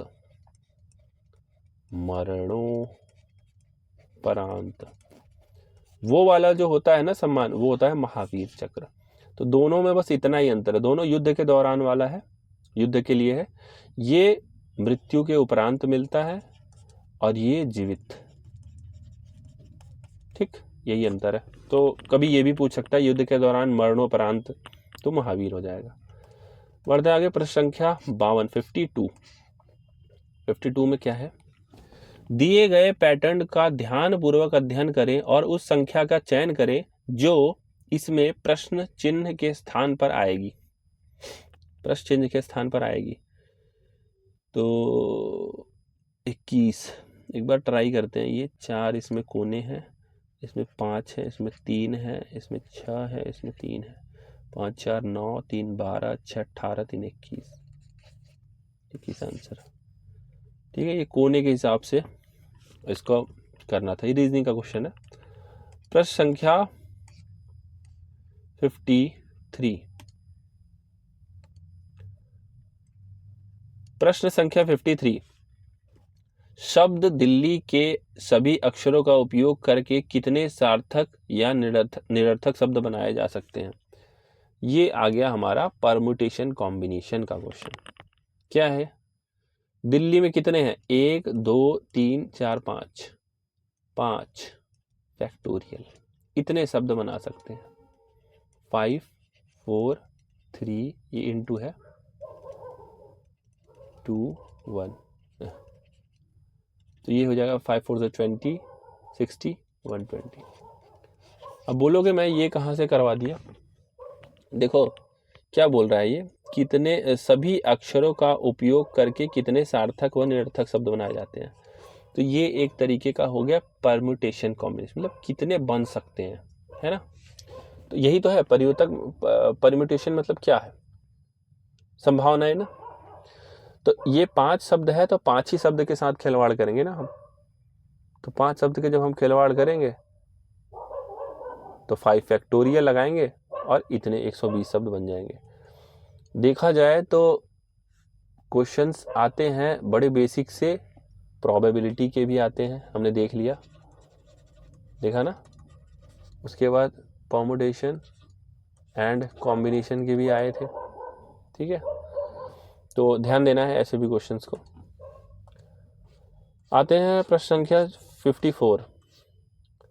दिए गए विकल्पों में से किसमें शब्दों को उस क्रम में व्यवस्थित किया गया है जिस क्रम में वे अंग्रेजी शब्दकोश में, अच्छा डिक्शनरी में किस तरीके से रखे जाएंगे, तो इसमें क्या ही लॉजिक लगाना है, इसको रीजनिंग के नाम पे ये सवाल पूछे गए हैं। तो देख लेते हैं। बी ए, तो बी पहले कैसे आ जाएगा, बी सबसे लास्ट में आना चाहिए ना, ये नहीं होगा। ANTI G PANTI Q PQ PONO, हाँ ठीक है, दूसरा हो गया, आंसर दिया ही है। प्रश्न संख्या 55। Giffen goods. देखो गिफन गुड्स होता क्या है, होता क्या है ना, हमारे पास जब गरीबी होती है, जब लोग गरीब होते हैं ना, कम पैसे पाते हैं, तो लोग सस्ता आइटम खरीदते हैं। ठीक है, सस्ता आइटम खरीदते हैं, जैसे हम कपड़ों में सस्ते से कपड़े खरीदते हैं। लेकिन जब हमारे पास पैसे आ जाते हैं ना, तो ऐसा नहीं है कि हमारे पास पैसे आ गए तो हम कुछ चीज़ें तो ज़्यादा खरीदते हैं, लेकिन हर चीज़ें हम ज़्यादा नहीं खरीदते। हम कई बार क्या होता है, हमारी क्वांटिटी नहीं बढ़ती। जैसे हम सपोज कर लो, हम अपने पहनने के लिए महीने में 2 कपड़े खरीद रहे हैं, तो हम ऐसा नहीं है कि हमारे पास पैसे बढ़ जाएंगे तो हम 10 कपड़े खरीदेंगे। कई बार क्या होता है, हमारे कपड़े 2 ही रहते हैं लेकिन हम बदल लेते हैं क्वालिटी। तो ये गिफन गुड्स वो वाले प्रोडक्ट होते हैं ना, जो इनकम बढ़ने पे इनकी डिमांड बढ़ती नहीं है, इनकी डिमांड घट जाती है। ठीक है, तो ये देखो क्यों, क्योंकि इनको बदल दिया जाता है महंगे आइटमों से। तो income effect is stronger than the substitution effect. ठीक है, ये हो गया इसका आंसर। रिलेशन है, सब्स्टिट्यूट हो जाता है ना, सब्स्टिट्यूशन कर दिया जाते हैं, मतलब जिसको बोलते हैं हम हिंदी में विकल्प ले लेते हैं, दूसरा महंगा विकल्प। तो ये गिफन जो है वो सस्ते सामान होते हैं, जब हमारी इनकम बढ़ती है तो इनकी डिमांड बढ़ती नहीं है, इनको हम बदल देते हैं दूसरे गुड्स से। ठीक है, तो इकोनॉमी का क्वेश्चन था, और ऐसे 2-3 और गुड्स होते हैं। बढ़ते हैं आगे। प्रश्न संख्या 56। क्वेश्चन नंबर 56 है, नाभिकीय ऊर्जा के विकास से संबंधित कौन सा भारतीय संगठन कोलकाता में स्थित है। तो कोलकाता में स्थित है, आंसर दिया है परिवर्ती ऊर्जा साइक्लोट्रॉन केंद्र। ठीक है, तो जो आंसर दिया है बस हमें उसको याद कर लेना है। भाभा एटॉमिक सेंटर बेंगलोर में है। ठीक है, बाकी ये अलग जगह है, ये कोलकाता में है बस।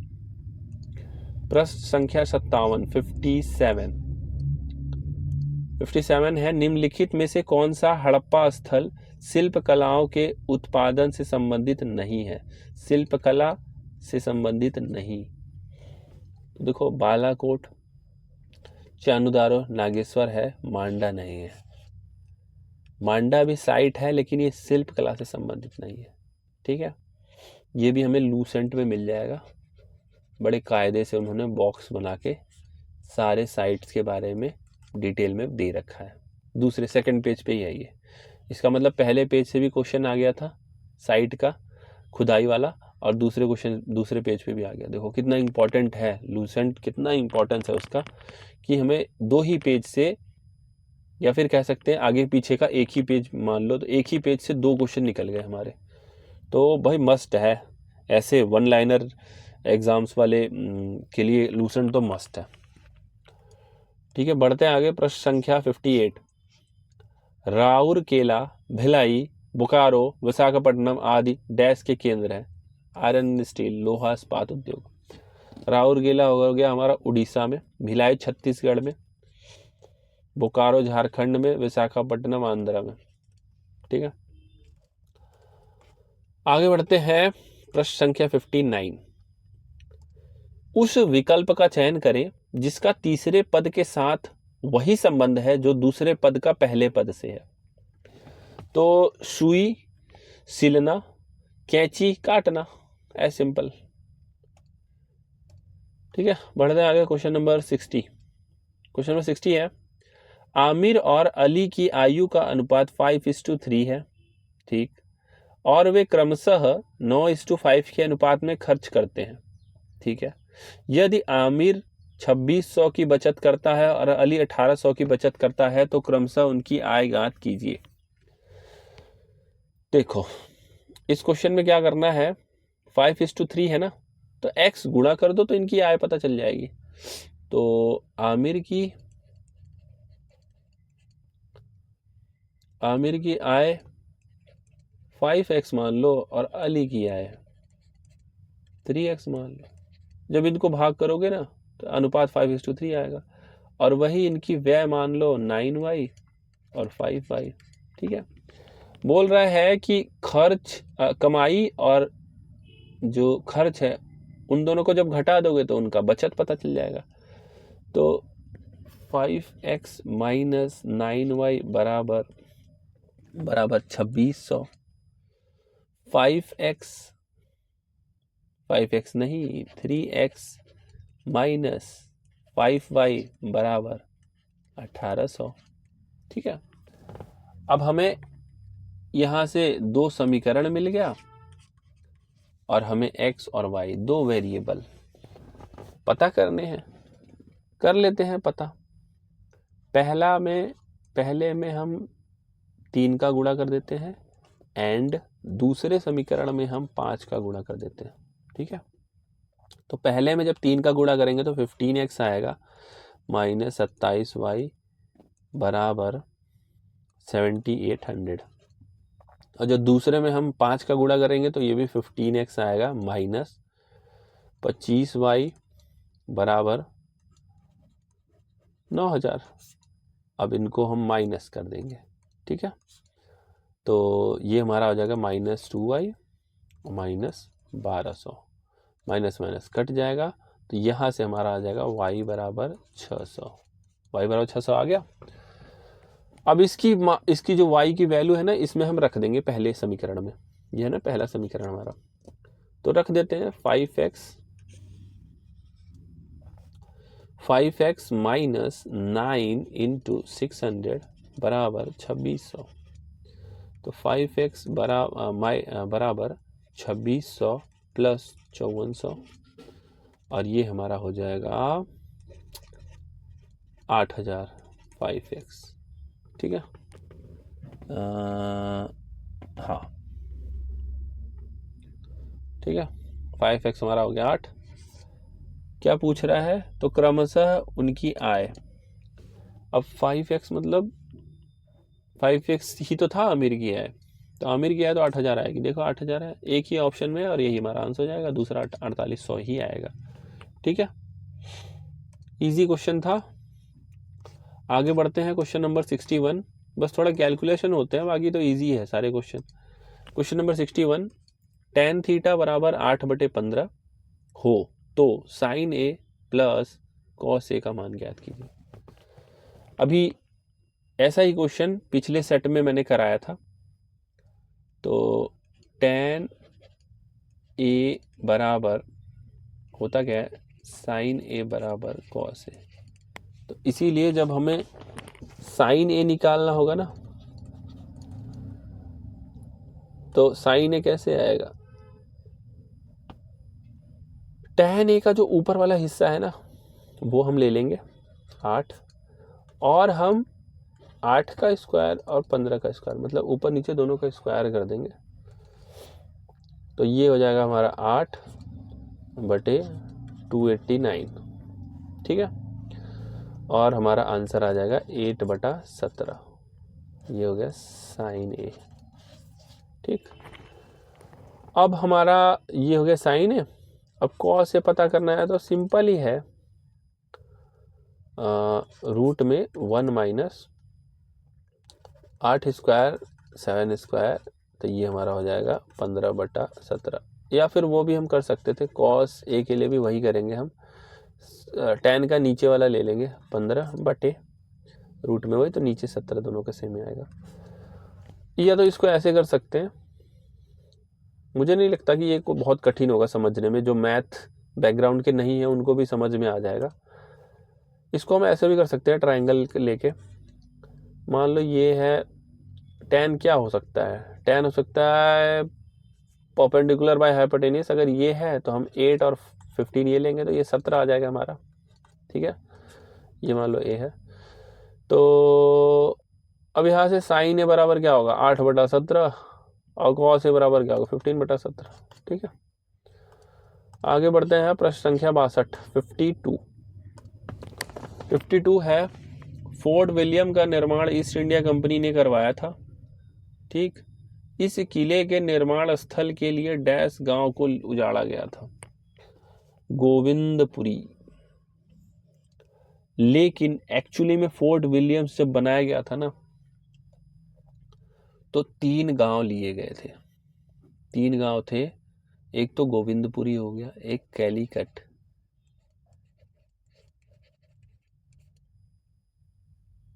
और एक तलीकट। गोविंदपुरी, कलीकट, तलीकट, ऐसे करके 3 गांव थे, उनको मिला के तब ये फोर्ट विलियम बनाया गया था। सोचो कितना भव्य बनाया गया था, पूरा घेर घार के। फिर बाद में यही इनका सब कुछ सर्वे मतलब कोर हो गया ये अंग्रेजों का ये एरिया। आगे बढ़ते हैं। प्रश्न संख्या 63, क्वेश्चन नंबर 63, निम्नलिखित में से कौन सा एक सर्च इंजन नहीं है? Yahoo, Instagram, Google. ये दो आंसर है, इंस्टाग्राम कोई भी बता लेगा। आगे बढ़ते हैं।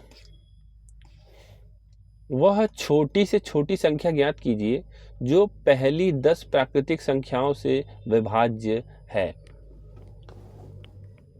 तो छोटी से छोटी संख्या ना, तो इस ऑप्शन में आंसर तो है 2520, लेकिन ये आंसर आया कैसे? तो हम जो पूरी प्रैक्टिस कर रहे हैं, मेरा जो उद्देश्य है कि भाई हम सॉल्यूशन कैसे करेंगे। तो आंसर तो सब में दिया ही है, हम चाहे तो डायरेक्ट आंसर देख लें, लेकिन सॉल्यूशन जरूरी है कि हम आंसर तक पहुंचते कैसे हैं। तो इसमें क्या होता है ना, ऐसे क्वेश्चंस को तो सबसे पहले इसको ट्राई करना है, इस वाले ऑप्शंस को। तो 1040 को देखेंगे, सबसे 1 से लेके 10 तक कट रहा है कि नहीं। 10 से कटेगा, 9 से नहीं कटेगा। ठीक है, तो ये हम छोड़ देंगे। अब आते हैं हम इस नंबर को लेते हैं 252, ये आंसर है तो ये ऑब्वियसली कटेगा, लेकिन देख लेते हैं एक बार। ये 9 से कटेगा तो 7, हाँ 9 से कटेगा, 9 से होगा विभाज्य, 8 से भी होगा, 7 से भी होगा। देखो विभाज्य वाला ना एक कॉन्सेप्ट है, उसको समझ लो, इसी क्वेश्चन में बेस्ट है। 1 से तो सारे ही नंबर विभाज्य होते हैं, 2 से जिसके लास्ट में 2 आएगा, 3 से जिसके सम, मतलब जैसे ये नंबर है ना, इनका जब सम करोगे तो कितना आएगा, 5, 2, 7, 2, 9, 9 है ना, 9 3 से विभाज्य है ना, इसलिए 3 से विभाज्य है। 4 लास्ट के 2 डिजिट, दो संख्या है ना लास्ट की 2 डिजिट, वो कटनी चाहिए। 5 से 0 या 5 होना चाहिए। 6 से अगर ये कोई संख्या अगर 2 और 3 से विभाज्य है तो वो 6 से भी विभाज्य हो जाएगी। ठीक है, और 7 से क्या करना होता है ना, हमें ये जो 3 डिजिट लेंगे फिर 1 लेंगे और उसमें से घटा के फिर 7 से करेंगे विभाज्य तो हो जाएगा। 8 का 3 डिजिट देखते हैं, तो 3 डिजिट कटना चाहिए तो वो भी कटेगा। और 9 से पूरा जो तीनों ये जो संख्या है ना पूरी, उसके सबके डिजिट्स को जोड़ेंगे हम। ठीक है, तो भी 9 से कटना चाहिए तो 9 से कट जाएगा। 10 के लिए 0 होना चाहिए। 11 के लिए मैंने बता ही दिया है कि अल्टरनेट्स, एक छोड़ के दूसरा लेना है, तो इसमें 10 तक ही देखना था।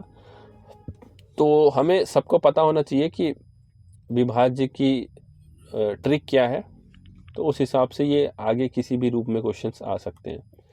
आगे बढ़ते हैं। प्रश्न संख्या 65 है, फलों में मीठेपन के लिए कौन सा शर्करा उत्तरदायी है? शर्करा उत्तरदायी फल, F से फ्रूट होता है और इसीलिए फ्रूट से मिलता है फ्रक्टोज। लैक्टोज दूध से मिलता है, मिल्क से। लैक्टोज की टॉफ़ी भी आती है, वो मिल्क से ही बनती है इसीलिए। सुक्रोज और माल्टोज ये भी मीठे ही होते हैं, स्वीट ही होते हैं। ठीक है, शर्करा ही होते हैं, लेकिन ये केमिकली बनते हैं और मिक्सचर से बनते हैं। ठीक है, तो ये हो गया हमारा। अगला प्रश्न है प्रश्न संख्या 66, विद्युत धारा मापने के लिए प्रयुक्त होने वाले यंत्र को एमीमीटर, एमीमीटर बिजली विद्युत धारा करंट के लिए होता है, ठीक है। वोल्टमीटर पोटेंशियल डिफरेंस के लिए होता है, ये दूरी के लिए होता है, और ये बैटरी होती है स्टोर करने के लिए, ठीक है, केमिकल एनर्जी। आगे बढ़ते हैं, प्रश्न संख्या 67। लोकसभा की पहली महिला स्पीकर के रूप में किसे, पहली महिला स्पीकर मीरा कुमारी। अब वैसे 2021 में ये क्यों पूछा गया था, तो या तो ये करंट अफेयर में होगा, पहली बार तो ये बनी नहीं थी, ये तो 2004 में ही बनी थी, आई थिंक 2009 में कि 2004 में बनी थी। तो ये बात हुई होगी, इस समय शायद मीरा कुमारी की डेथ हुई थी, इसीलिए ये क्वेश्चन बना था। तो हमारा जो फैक्ट होता है ना, स्टैटिक फैक्ट, वो भी कहीं ना कहीं करंट में उसका रेलेवेंस होता है, इसलिए पूछा जाता है, ठीक है। आगे बढ़ते हैं, प्रश्न संख्या 68। उस विकल्प का चयन करें जिसका तीसरे पद के साथ वही संबंध है जो दूसरे पद का पहले पद के साथ है। तो धीरे शांत, धीर शांत, उत्तेजित क्रुद्ध एग्रेसिव, ठीक है। आगे बढ़ते हैं, प्रश्न संख्या 69। वह छोटी से छोटी संख्या ज्ञात कीजिए जिसे 635,335 को एक पूर्ण वर्ग संख्या बनाने के लिए इसमें से घटाना होगा, ठीक है। हाँ, अब देखो, अब इसमें ये तो आंसर है 31। इस क्वेश्चन को हमें अप्रोच कैसे करना है एग्जाम में। अगर ये पूछ लेना कि पूर्ण वर्ग बनाना है ना, तो हम कुछ नहीं करेंगे, सबसे छोटी संख्या बोलना है तो पहले 25 को घटाएंगे, 63535, उसमें से हम 25 को घटाएंगे पहले, तो ये हमारा आ जाएगा 63510, ठीक है। अब वर्ग निकालने का तरीका है 2 का जोड़ा बनाओ फिर 3 का जोड़ा बनाओ, ठीक है। 2 का जोड़ा बनाओगे तो ये लास्ट में 0 है, तो 0 किसके वर्ग में आएगा, ये 0 के ही वर्ग में आएगा, ठीक है। और ये आएगा, मतलब ये किन दो वर्गों के बीच में आ रहा है, किस संख्या के वर्गों के बीच में आ रही है, 25 625 होता है, और 26 का होता है 676, तो इनके बीच में आ रहा है ये, ठीक है।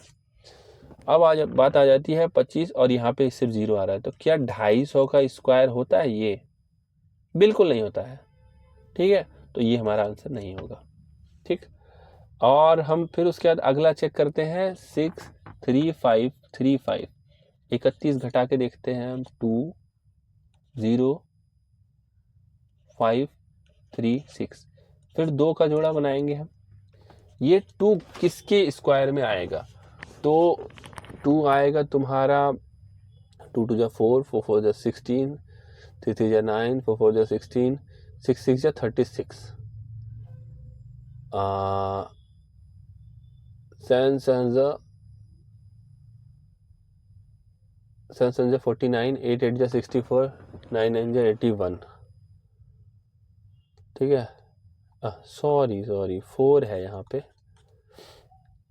तो 4 कब कम आएगा, 2 के स्क्वायर में आएगा ये, या फिर ये 8 8 जा 64, 8 के स्क्वायर में आएगा, ठीक। अब ये इसका हमने अभी पता किया था 25 होना चाहिए, तो शुरू का 2 डिजिट तो 25 है, और ये हो गया 2, तो ये वो स्क्वायर होगा 252 का स्क्वायर होगा। ये कैसे, मैंने 8 क्यों नहीं लिया, इसके लिए मैंने बताया था कि 25 का कितना होता है, 625। अब देखो 625 और ये 635 है, तो 635 और 625 का डिफरेंस क्या है, 10 है ना, और ये 10 क्या है, 25 से कम है ना, इस नंबर से कम है ना, इसीलिए हम छोटा वाला लेंगे। अगर ये संख्या 25 से ज़्यादा निकलती तो हम 8 लेते हैं आंसर, ठीक है। तो ये हमारा आंसर हो जाएगा। आगे प्रश्न संख्या 17। एक शंकु का कुल पृष्ठीय क्षेत्रफल ज्ञात कीजिए यदि उसकी त्रिज्या और तिर्यक ऊंचाई क्रमशः 2r और 1/2 है। तो शंकु कुल पृष्ठीय क्षेत्रफल ज्ञात करना है, त्रिज्या और ऊंचाई दे रखा है, ठीक है, निकल जाएगा। शंकु ये हो गया, ठीक है, कोण है, कोण शंकु है, इसकी त्रिज्या ये वाला हिस्सा इसका है 2r, और तिर्यक ऊंचाई ये है 1/2। तो इसका जो है कुल पृष्ठीय क्षेत्रफल, इसमें हम गलती क्या करते हैं ना, कई बार सिर्फ ये जो क्षेत्रफल है ना, बस हम इतना ही निकालते हैं। क्या होता है वो πr/l। ये वाला हिस्सा भी निकालना है, इसमें कुल पूछा है ना, तो πr² होगा। ठीक है, तो कर देते हैं, गलती में जल्दी जल्दी मिस्टेक हो जाता है हमसे। इसमें πr कॉमन है, l प्लस r हो जाएगा। r की वैल्यू क्या है 2r ना, तो पाई इंटू 2r, l क्या है 1/2 और 2r हो गया। अब जब इसको हम हल करेंगे तो 1 plus 4r divide by 2, 2 cancel out हो गया, तो πr 1 प्लस 4r, ये हमारा आंसर हो गया। ठीक है, आगे बढ़ते हैं। प्रश्न संख्या 71। स्टार्टअप इंडिया मंत्रालय का एक प्रमुख कार्यक्रम है, किस मंत्रालय का? अच्छा, वाणिज्य और उद्योग। 2016 में आई थी, ये भी पूछ सकता है कि किस साल में आई थी। अब की बार जो एग्ज़ाम हो तो क्या पता ईयर पूछ ले, क्योंकि 2014 और उसके बाद से बहुत सारे स्कीम्स, योजनाएं जो चलाई गई हैं ना, इतना इम्पोर्टेंट है कि वो हर एग्ज़ामों में आ रहे हैं, तो हमें अलर्ट रहना है। स्टार्टअप, स्टैंड अप, ये सब वाणिज्य और उद्योग के अंतर्गत है। ठीक है, आगे बढ़ते हैं। प्रश्न संख्या 72 है, किस अनुच्छेद के अंतर्गत भारत के राष्ट्रपति मृत्युदंड की सजा पाए हुए व्यक्ति को क्षमा फांसी, अच्छा पार्डन, राष्ट्रपति की मृत्युदंड वाली क्षमता, वो पावर, अनुच्छेद 72 में दे रखा है। ठीक है, पॉलिटी का क्वेश्चन हो गया ये हमारे। ठीक है, आगे बढ़ते हैं। प्रश्न संख्या 73 है, निम्नलिखित में से कौन निर्धारित करता है कि विभिन्न प्रोग्राम इंटरनेट का डाटा का आदान प्रदान कैसे करते हैं? HTTP, कंप्यूटर का है क्वेश्चन, कंप्यूटर जी के। HTTP जिसका फुल फॉर्म है हाइपर टेक्स्ट ट्रांसफ़र प्रोटोकॉल। ये आता नहीं है वो जो हम जब कोई करते हैं ना, कोई साइट्स वगैरह खोलते हैं, तो उसमें जो ऊपर जो लिंक होती है ना वेबसाइट की, तो उसमें HTTP करके कुछ ऐसे स्लैश करके आता है, और पूरे को बोलते हैं URL, unique resource locator. Email हो गया इलेक्ट्रॉनिक मेल, ब्लूटूथ तो पता ही है, वायरलेस ट्रांसफ़र होता है इससे। आगे बढ़ते हैं। प्रश्न संख्या 74। क्वेश्चन संख्या 74 है, इसरो के सबसे शक्तिशाली रॉकेट GSLV Mk3 को डैश उपनाम दिया गया है? Fat boy. आंसर है ऑब्वियसली, ये करंट अफेयर का क्वेश्चन है। ठीक है, उस समय काफ़ी GSLV Mk3 का यूज़ हो रहा था और न्यूज़ में थी, तो इसीलिए पूछा है। फैट बॉय इसका आंसर हो जाएगा। प्रश्न संख्या 75 है, 2 वर्ष के लिए समान ब्याज दर पर 15,000 की राशि पर प्राप्त चक्रवृद्धि ब्याज और साधारण ब्याज के बीच का अंतर 24 रुपये है। वार्षिक ब्याज दर कितनी है? देखो, ये हो गया, जैसा कि अभी तक जितने भी सेट मैंने कराए हैं उसमें आ रहे थे हमारे डायरेक्ट या तो साधारण ब्याज या तो चक्रवृद्धि ब्याज के सूत्र पे आधारित, फार्मूला पे बेस्ड क्वेश्चंस आ रहे थे। यहाँ पे इसने अंतर पूछ लिया है। ऑब्वियसली ये क्वेश्चन आना ही था, और ये क्वेश्चन अब पूछेगा। अब तो मतलब स्टैंडर्ड और बढ़ गया है एग्ज़ामों के। तो ये 2 साल का अंतर पूछा है, तो इसका एक फार्मूला होता है, फिक्स फार्मूला। या तो फिर हम पहले साधारण ब्याज वाला फार्मूला लगाएं, फिर चक्रवृद्धि ब्याज वाला लगाएं, और फिर दोनों का अंतर निकालें, या फिर सीधे फार्मूला रखें। तो जो अंतर है ना, अगर 2 साल का हो तो अंतर बराबर मूलधन मतलब P और दर बटा 100/2। ठीक है, ये सूत्र है 2 साल का। तो बस हमें इसको वैल्यू रखनी है। क्या बोल रखा है? समान ब्याज दर पर इतनी राशि, तो ये हो गया मूलधन हमारा। दर दिया है, दर हमें पता करना है, अंतर दिया है। ठीक है, बढ़िया। तो अंतर दिया है 24, मूलधन दिया है 15,000, और दर हमें पता करना है। ठीक है ना, वार्षिक ब्याज दर, और ये स्क्वायर में होगा। तो करते हैं सॉल्व। 1500 और 15,000 r² डिवाइड बाय 1 2 3 4, तो ये 3 0 कट हो जाएगा। ठीक है, उसके बाद सीधे हम r² बराबर 24 गुणे 10 बटा 15। तो ये हो जाएगा 5 3 जा और 5 2 जा 3 8 जा, तो ये हो जाएगा 16। तो R बराबर हमारा आ जाएगा 4%। बढ़िया, ये हो जाएगा हमारा आंसर। हाँ, इस पे मैं एक चीज़ और बता देता हूँ कि ये तो 2 पूछ लिया, अब क्वेश्चन को थोड़ा सा और कठिन बनाने के लिए, थोड़ा स्टैंडर्ड बनाने के लिए ना 3 का भी पूछ सकते हैं। तो अगर अंतर 3 सालों का पूछा जाए तो अंतर, जिसको हम ऐसे डिफरेंस डी लिख देंगे सबसे बढ़िया, तो अगर 3 साल का पूछे तो मूलधन और ये तो कॉमन है, 2 साल के लिए इतना ही है, लेकिन जब 3 साल का पूछे ना तो इसमें हमें क्या करना है, 300 प्लस R डिवाइड बाई 100 इतना और ऐड कर देना है, इतना और मल्टीप्लाई कर देना है। तो ये हमारा फार्मूला हो गया 3 साल का। अब जो पूछे वैल्यू पुट करके हमें निकाल लेना है आंसर। आगे बढ़ते हैं, प्रश्न संख्या 76।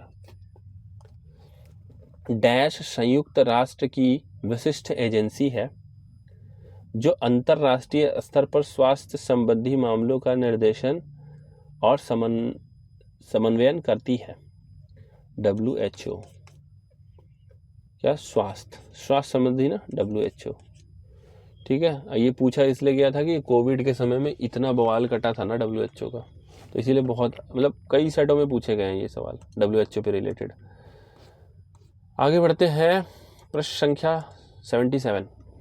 एक निश्चित कूट भाषा में मोहरा को इतना लिखा जाता है, कलिंग को इतना लिखा जाता है, तो उस कूट भाषा में हार्लिन को कितना लिखा जाएगा। देखो देखते हैं ये कोड बना कैसे रहा है। तो यहाँ पे हम देखेंगे जब A आएगा ना, A को 1 दिया जा रहा है, यहाँ पे भी A को 1 दिया जा रहा है, A को 1 दिया जा रहा है, मतलब एकदम सिंपल है कि जो ABCD है ना उसको 1 2 3 कोड दिया गया है। तो देखते हैं H है ना यहाँ पे, तो इसी से देख लेते हैं। H को 5 दिया गया होगा, A है ना तो A को 1 दिया गया है, R है कहीं, यहाँ पे R है, R को 4 दिया गया है, और L यहाँ पे है, L को 6 दिया गया है। तो 5 1 4 6 हमारा सेकंड वाला आंसर तो दिया ही है, बस कैसे निकालना है बात उसकी है, तो वो हम देख रहे हैं कि ऐसे क्वेश्चंस को अप्रोच कैसे करना है, एग्जाम में सॉल्व कैसे करना है। अब देखो प्रश्न संख्या 78। ट्रायंगल PQR में QR को S तक इस तरह से बढ़ाया जाता है ताकि RS बराबर RP हो जाए। RS बराबर, अच्छा S को बढ़ाया, एक बार बना लेते हैं फिगर। क्या बोल रहा है, क्या बोल रहा है, QR को S तक इस तरह से बढ़ाया जाता है। PQR एक ट्रायंगल है, QR को S तक किस तरह बढ़ाया जाता है, QR को S तक बढ़ाया जाता है, ठीक है, ताकि RS बराबर RP हो जाए। अच्छा, ये और ये बराबर हो जाए, ठीक है, एक ट्रायंगल ही बना देते हैं हम। यदि एंगल PRQ, अच्छा ये एंगल अगर 70 है और QPS ये एंगल 110 है, ठीक, तो ये एंगल है, ठीक है, तो कोण PQS क्या होगा। अच्छा ठीक है, ये हमें पता करना है। देखते हैं किस तरीके से पता करते हैं।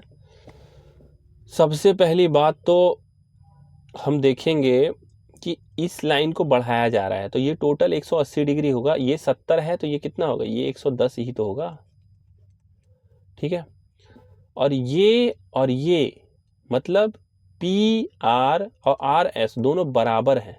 ये दोनों अगर बराबर हैं तो इन दोनों के सामने वाला जो कोण है ये भी तो बराबर होगा।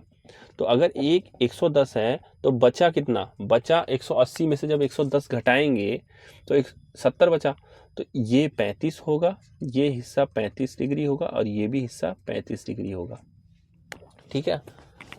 अब देखो अब अगर ये हिस्सा 35 है, ठीक है, तो ये हिस्सा कितना होगा? 110 में से 35 घटाएंगे, तो 110 में से जब 35 घटाएंगे तो हमारे लिए कितना आएगा? 65 आएगा। नहीं, 110 में से जब 35 घटाएंगे तो हमारा आएगा 75। तो इसका मतलब कि 75 प्लस 70 प्लस x बराबर 180 आना चाहिए, ठीक है। तो ये हो गया हमारा 145 डिग्री प्लस x बराबर 180 आना चाहिए। x बराबर हमारा आ जाएगा 180 माइनस 145, 35 डिग्री। तो हमारा आंसर आ जाएगा 35 डिग्री, ठीक है। हाँ, चलते हैं आगे। प्रश्न संख्या 79। राष्ट्रीय राजमार्ग NH44 किन दो स्थानों को आपस में जोड़ता है? श्रीनगर टू कन्याकुमारी सबसे लॉन्गेस्ट है। इसी सेट में अभी हमने ऊपर देखा था, पूछा था लॉन्गेस्ट सबसे लंबा राजमार्ग, और सेम क्वेश्चन, मतलब NH44 पे एक ही सेट में 100 क्वेश्चंस में से 2 क्वेश्चन आ गए। कितना इंपॉर्टेंट हो गया था उस समय के लिए ये क्वेश्चन। तो NH44 लॉन्गेस्ट है, पहली चीज याद रखना है। श्रीनगर से कन्याकुमारी तक है, दूसरी चीज याद रखना है, ठीक है। और इसका पुराना नाम था NH7। आगे बढ़ते हैं। प्रश्न संख्या 80। 80 क्वेश्चन है, यदि किसी संख्या में 20% की वृद्धि की जाती है, फिर इसमें 10% की कमी की जाती है, इसकी शुद्ध वृद्धि या कमी ज्ञात कीजिए। यदि किसी संख्या में 20% की वृद्धि की जाती है, मान लो कोई संख्या है 100, उसमें 20% वृद्धि करोगे तो 120 होगा, फिर इसमें 10% की कमी कर दोगे तो इसका जब 10% घटाओगे मतलब 90% ऑफ 120, तो 90% ऑफ 120 हो जाएगा हमारा 10% कह रहा है ना, 108, ठीक है, 108 हमारा हो जाएगा। तो पूछ रहा है कि इसकी शुद्ध वृद्धि या कमी, तो शुद्ध कितना, 100 से 108 हो गया, मतलब 8 की वृद्धि हुई ना, तो प्लस 8 हुआ ना, 8% की वृद्धि हो गई, ठीक है।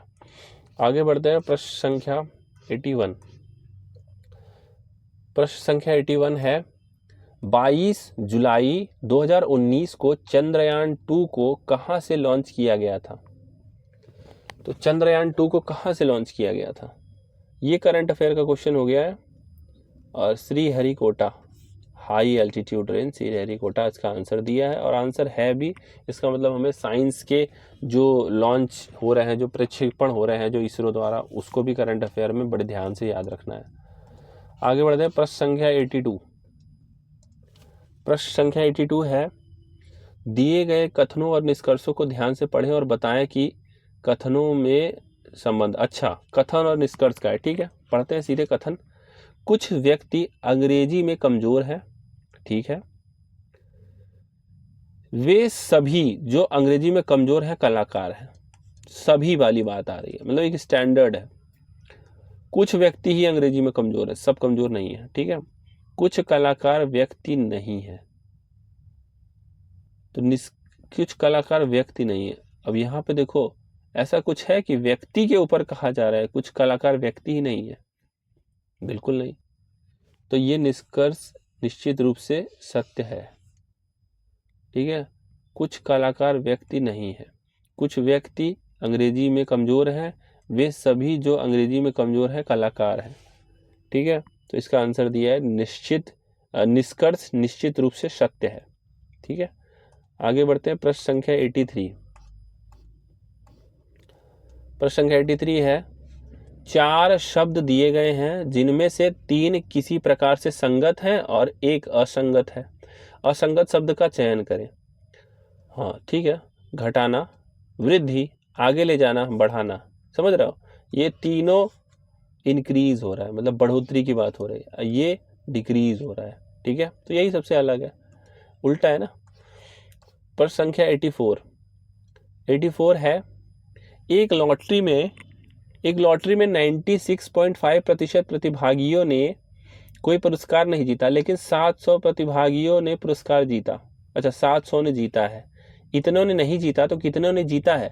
3.5% ने जीता है ना, 3.5% ने जीता है, जो कि 700 के बराबर होंगे, यही है ना। तो 100, अब इसका डेसिमल हटाने के लिए ना हम एक ज़ीरो नीचे लगा देंगे, और x का इतना परसेंट ना 700 बराबर, तो ये कितना हो जाएगा 2, और x कितना हो जाएगा 2000। ये हमारा आंसर हो जाएगा। बढ़िया, फर्स्ट क्लास। अब बढ़ते हैं आगे, क्वेश्चन नंबर 85 डैश को मोतियों के शहर के रूप में जाना जाता है। हैदराबाद इसका आंसर दिया है, ऑब्वियसली सिटी ऑफ पर्ल्स, मोतियों का शहर हैदराबाद। ठीक है, याद ही कर लेंगे इसको। आगे बढ़ते हैं, आगे है प्रश्न संख्या 86।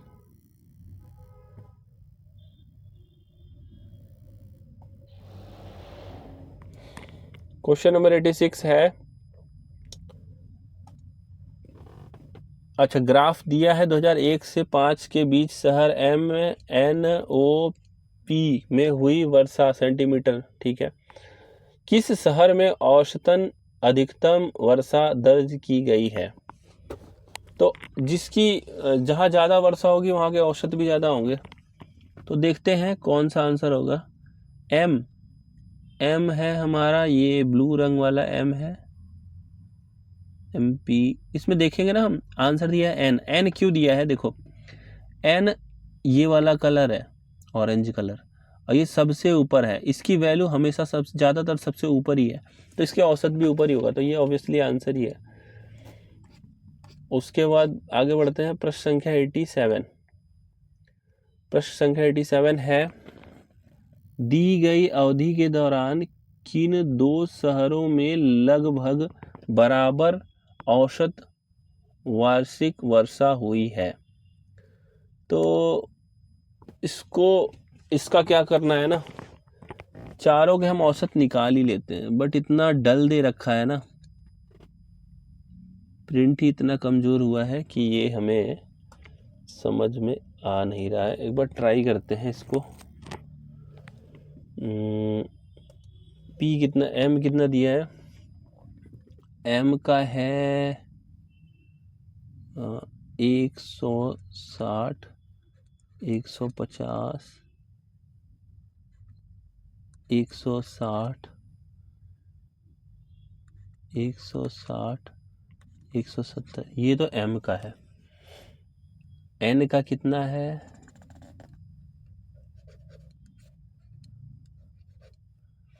N का है 160, 160, 170,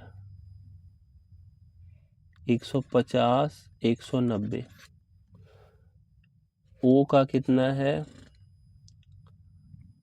120, 140,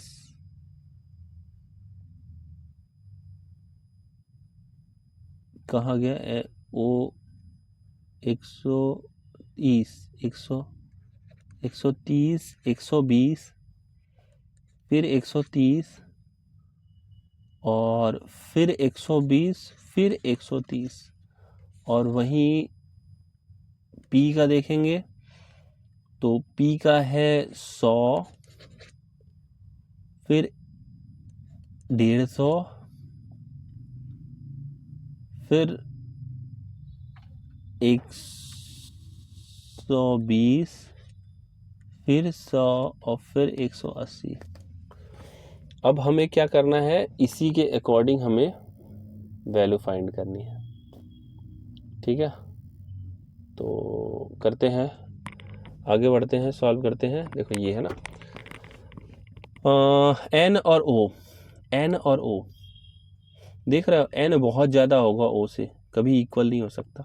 O और P देखो, ये 20 का अंतर है, फिर ये 30 इससे ज़्यादा है, फिर ये 10 इससे कम है, फिर ये 20 का अंतर है, और फिर हाँ, तो ये है, ये हो सकते हैं साथ। ठीक है, तो यही होगा, आंसर दिया भी है। इसको बस हमें हल करना है, जोड़ के बस एवरेज निकाल लो, इजी है। आगे बढ़ते हैं, प्रश्न संख्या, इन 5 वर्षों के दौरान किस शहर में वर्षा का रेंज सर्वाधिक है? रेंज रेंज तो सिंपल है, क्योंकि सबसे ज़्यादा फ्लक्चुएट कहाँ हो रहा है, तो सबसे ज़्यादा फ्लक्चुएट हो रहा है पी क्या है, ये वाला कलर है, येलो वाला, ठीक है। तो येलो वाला जब हम कलर देखेंगे ना, तो देखो ये 100 से लेके 180 तक रेंज है इसका, बाकियों की रेंज सबसे कम है, तो इसीलिए पी आंसर है। आगे बढ़ते हैं, प्रश्न संख्या 89। किस वर्ष के दौरान सभी शहरों में सर्वाधिक वर्षा दर्ज की गई है? तो देख लेते हैं किस वर्ष के दौरान। तो ये आ गया हमारा 2005 में, क्योंकि देखो 180, 190, 180, 170, 130 सर्वाधिक सबसे है, ठीक है। तो आंसर हो गया 2005। प्रश्न संख्या 90 नंबर है। 90 क्वेश्चन में हमें करना है, उस विकल्प का चयन करें जिसका तीसरे पद के साथ वही संबंध है जो दूसरे पद का पहले पद के। क्रिकेट, बल्ला, टेनिस, रैकेट। चलते हैं अगले क्वेश्चन में। अगला क्वेश्चन है 91। दिए गए विकल्पों में से उस संख्या का चयन कीजिए जो निम्नलिखित श्रेणी में प्रश्न चिन्ह के स्थान पर आएगा। 13, 25, 49, 97। तो देखो 13 और 25 कितने का अंतर है, 12 का। 25 और 49 कितने का अंतर है, 24 का। 49 और 97, 48 का। दोगुना, तो इसका दोगुना कितना होगा, 96। तो 96 इसमें ऐड कर देंगे तो 193 आंसर आ जाएगा हमारा। रीजनिंग का क्वेश्चन इजी क्वेश्चन है, पैटर्न बस सिंपल पैटर्न है। आगे बढ़ते हैं, प्रश्न संख्या 92। यदि मोहन सोहन से लंबा है, रमेश मोहन से छोटा है और संगीता तुलिका से लंबी है। काफी सारा नाम है इसमें, देखते हैं। मोहन सोहन से लंबा है, बढ़िया। रमेश मोहन से छोटा है, रमेश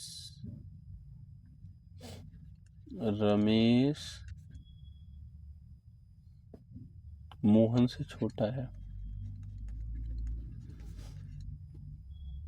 रमेश मोहन से छोटा है और संगीता तुलिका से लंबी है, संगीता तुलिका से लंबी है, लेकिन सोहन से छोटी है, लेकिन सोहन से छोटी है। अच्छा, मतलब ये संगीता तुलिका, तो उनमें से कौन सबसे लंबा है? देखो मोहन रमेश से भी लंबा है, मोहन इन सबसे लंबा है, तो मोहन ही सबसे लंबा हुआ ना, आंसर तो था ही मोहन। बस हमें अप्रोच कैसे करना है एग्जाम में ये देखना था। आगे बढ़ते हैं, प्रश्न संख्या 93। दिए गए विकल्पों में से उस अक्षर का चयन करें जो नीचे दी गई श्रृंखला प्रश्न चिन्ह के, ठीक है। C, D, E, F, फिर G आ गया, G, H, I, J, फिर K आ गया, K, L, M, N, फिर O आ गया, O, P, Q, R, फिर S आ जाएगा। तो S हमारा आंसर हो जाएगा यहाँ, ठीक है। अगला संख्या है 94। तो संख्या 94 है, उस विकल्प का चयन करें जिसका तीसरे पद के साथ वही संबंध है जो दूसरे पद का पहले पद से है। प्रकृति, प्राकृतिक, पोषण, पोषित। सिंपल है रीजनिंग का। प्रश्न संख्या 95। प्रश्न संख्या 95 रीजनिंग का लग रहा है, करते हैं हल। राम की आयु सोहन की आयु की दोगुनी है। राम की आयु, राम हो गया सोहन, ठीक है, लेकिन लेकिन रोहन की आयु की आधी है। अच्छा, रवि की आयु सोहन की आयु की आधी है, रवि की आयु सोहन की आयु की आधी, लेकिन रोहित की आयु की दोगुनी है। कितने नाम है इसमें? राम की आयु सोहन की आयु की दोगुनी है। देखो राम और सोहन, तो राम की आयु सोहन की दोगुनी है, तो सोहन की आयु को दुगुना कर देंगे तो बराबर आ जाएगा, ठीक है। लेकिन रोहन की आयु की आधी है। राम की आयु सोहन की आयु की दोगुनी है, लेकिन वही राम जो है ना, इसकी आयु रोहन की आयु की आधी है, मतलब ये दुगनी, राम में दुगना कर देंगे तो रोहन के बराबर हो जाएगा, ठीक है।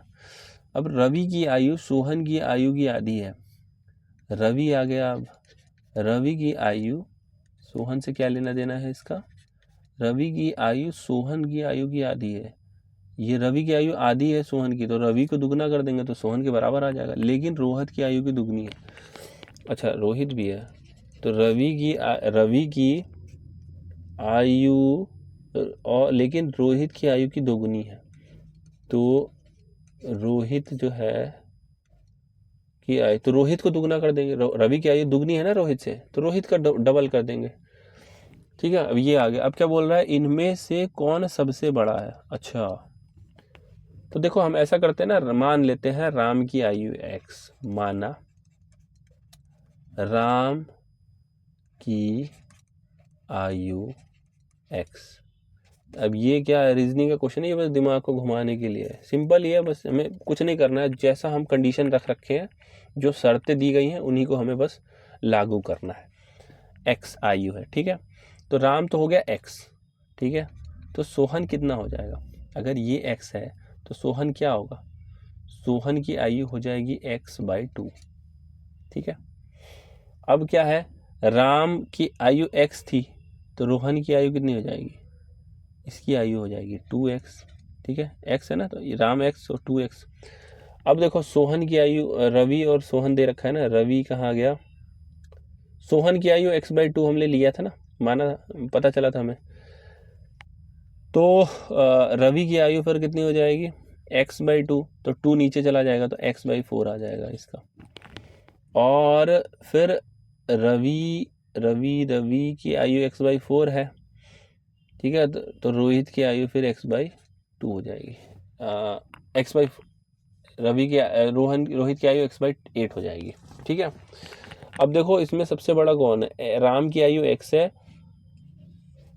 सोहन की आयु x/2 है, रोहन की आयु 2x है, रवि की आयु x/4 है, रोहित की आयु x/8 है। तो सबसे बड़ा रोहन हुआ ना, 2x, आंसर हो गया रोहन, ठीक है। अगला प्रश्न है प्रश्न संख्या 96। 4 शब्द दिए गए हैं जिनमें से 3 किसी प्रकार से एक समान है और एक असंगत है। अच्छा, नवीनतम, मूल, अद्वितीय, समान। हाँ सिंपल है आंसर है ये, क्यों, क्योंकि ये सारे से अलग है, ये एक तरीके से सेम चीज को बता रहे हैं, एक ही चीज का अर्थ निकल रहा है, समान मतलब अलग है, ठीक है, इन लोगों से। आगे बढ़ते हैं प्रश्न संख्या 97। इसमें क्या करना है, देखने से लग रहा है ये रीजनिंग का क्वेश्चन है, तर्क शक्ति का क्वेश्चन है। दिए गए पैटर्न का ध्यान पूर्वक अध्ययन करें और उस संख्या का चयन करें जो इसमें प्रश्न चिन्ह के स्थान पर आएगी। 3 अगर रेक्टेंगल चतुर्भुज गुणा हो रहे हैं तो 12 आ रहा है, इसका मतलब 4 4 4 इनका मान होगा, तभी तो 4 3 12। ये अगर आ रहे हैं तो इनका मतलब 5 5 5 होगा, ये 6 के बराबर है, इसका मतलब 2 2 2 होगा, तो ये कितना आएगा, ठीक है। तो ये इसकी वैल्यू आ गई 5 4, इसकी वैल्यू आ गई 5, इसकी वैल्यू आ गई 2, 5 4 9 तो 11 हो गया हमारा आंसर, ठीक है। आगे बढ़ते हैं क्वेश्चन नंबर 98। क्वेश्चन नंबर 98 है, 5 दोस्त राम, शिव, सुनील, रवि और रोहन एक ट्यूशन बैच में है। राम रोहन से बड़ा है। अच्छा, राम रोहन से बड़ा है, रवि और शिव सुनील से बड़े हैं। रवि और शिव सुनील से बड़े हैं, जिनकी आयु राम और रवि के बीच में है। अच्छा, सुनील की आयु एक मिनट, क्या बोल रहा है? रवि और शिव सुनील से बड़े हैं जिनकी आयु राम और रवि के बीच में है।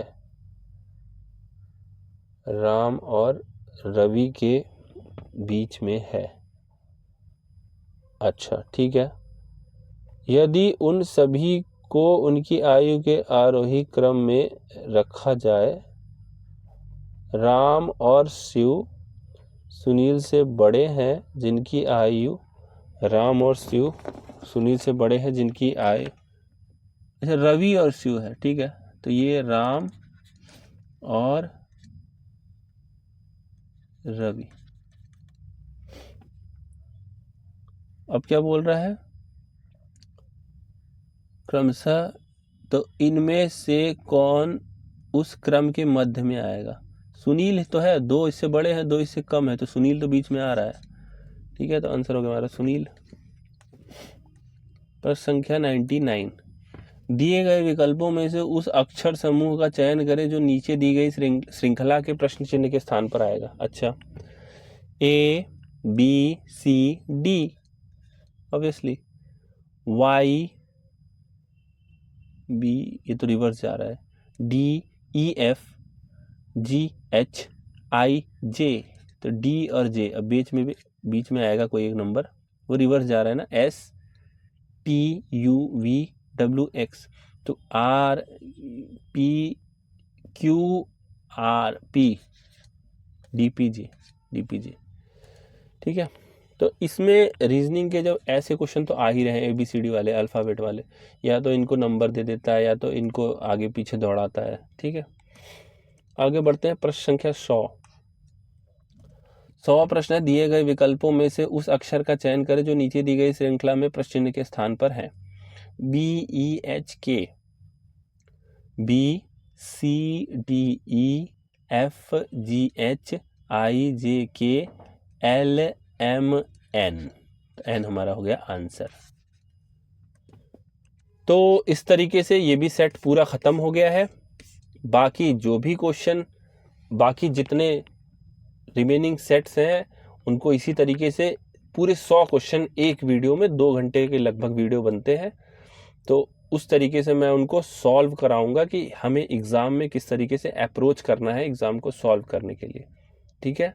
और ये बहुत इंपॉर्टेंट है क्योंकि 100 में से 70-75 क्वेश्चन तो रिपीट ही होंगे, या तो कॉन्सेप्ट रिपीट होगा या तो एज इट इज़ क्वेश्चन ही रिपीट होंगे, तो हमारा काम इजी हो जाएगा। तो अभी के लिए इतना ही, बाकी अगले वीडियो में नया सेट स्टार्ट करूँगा मैं। ओके।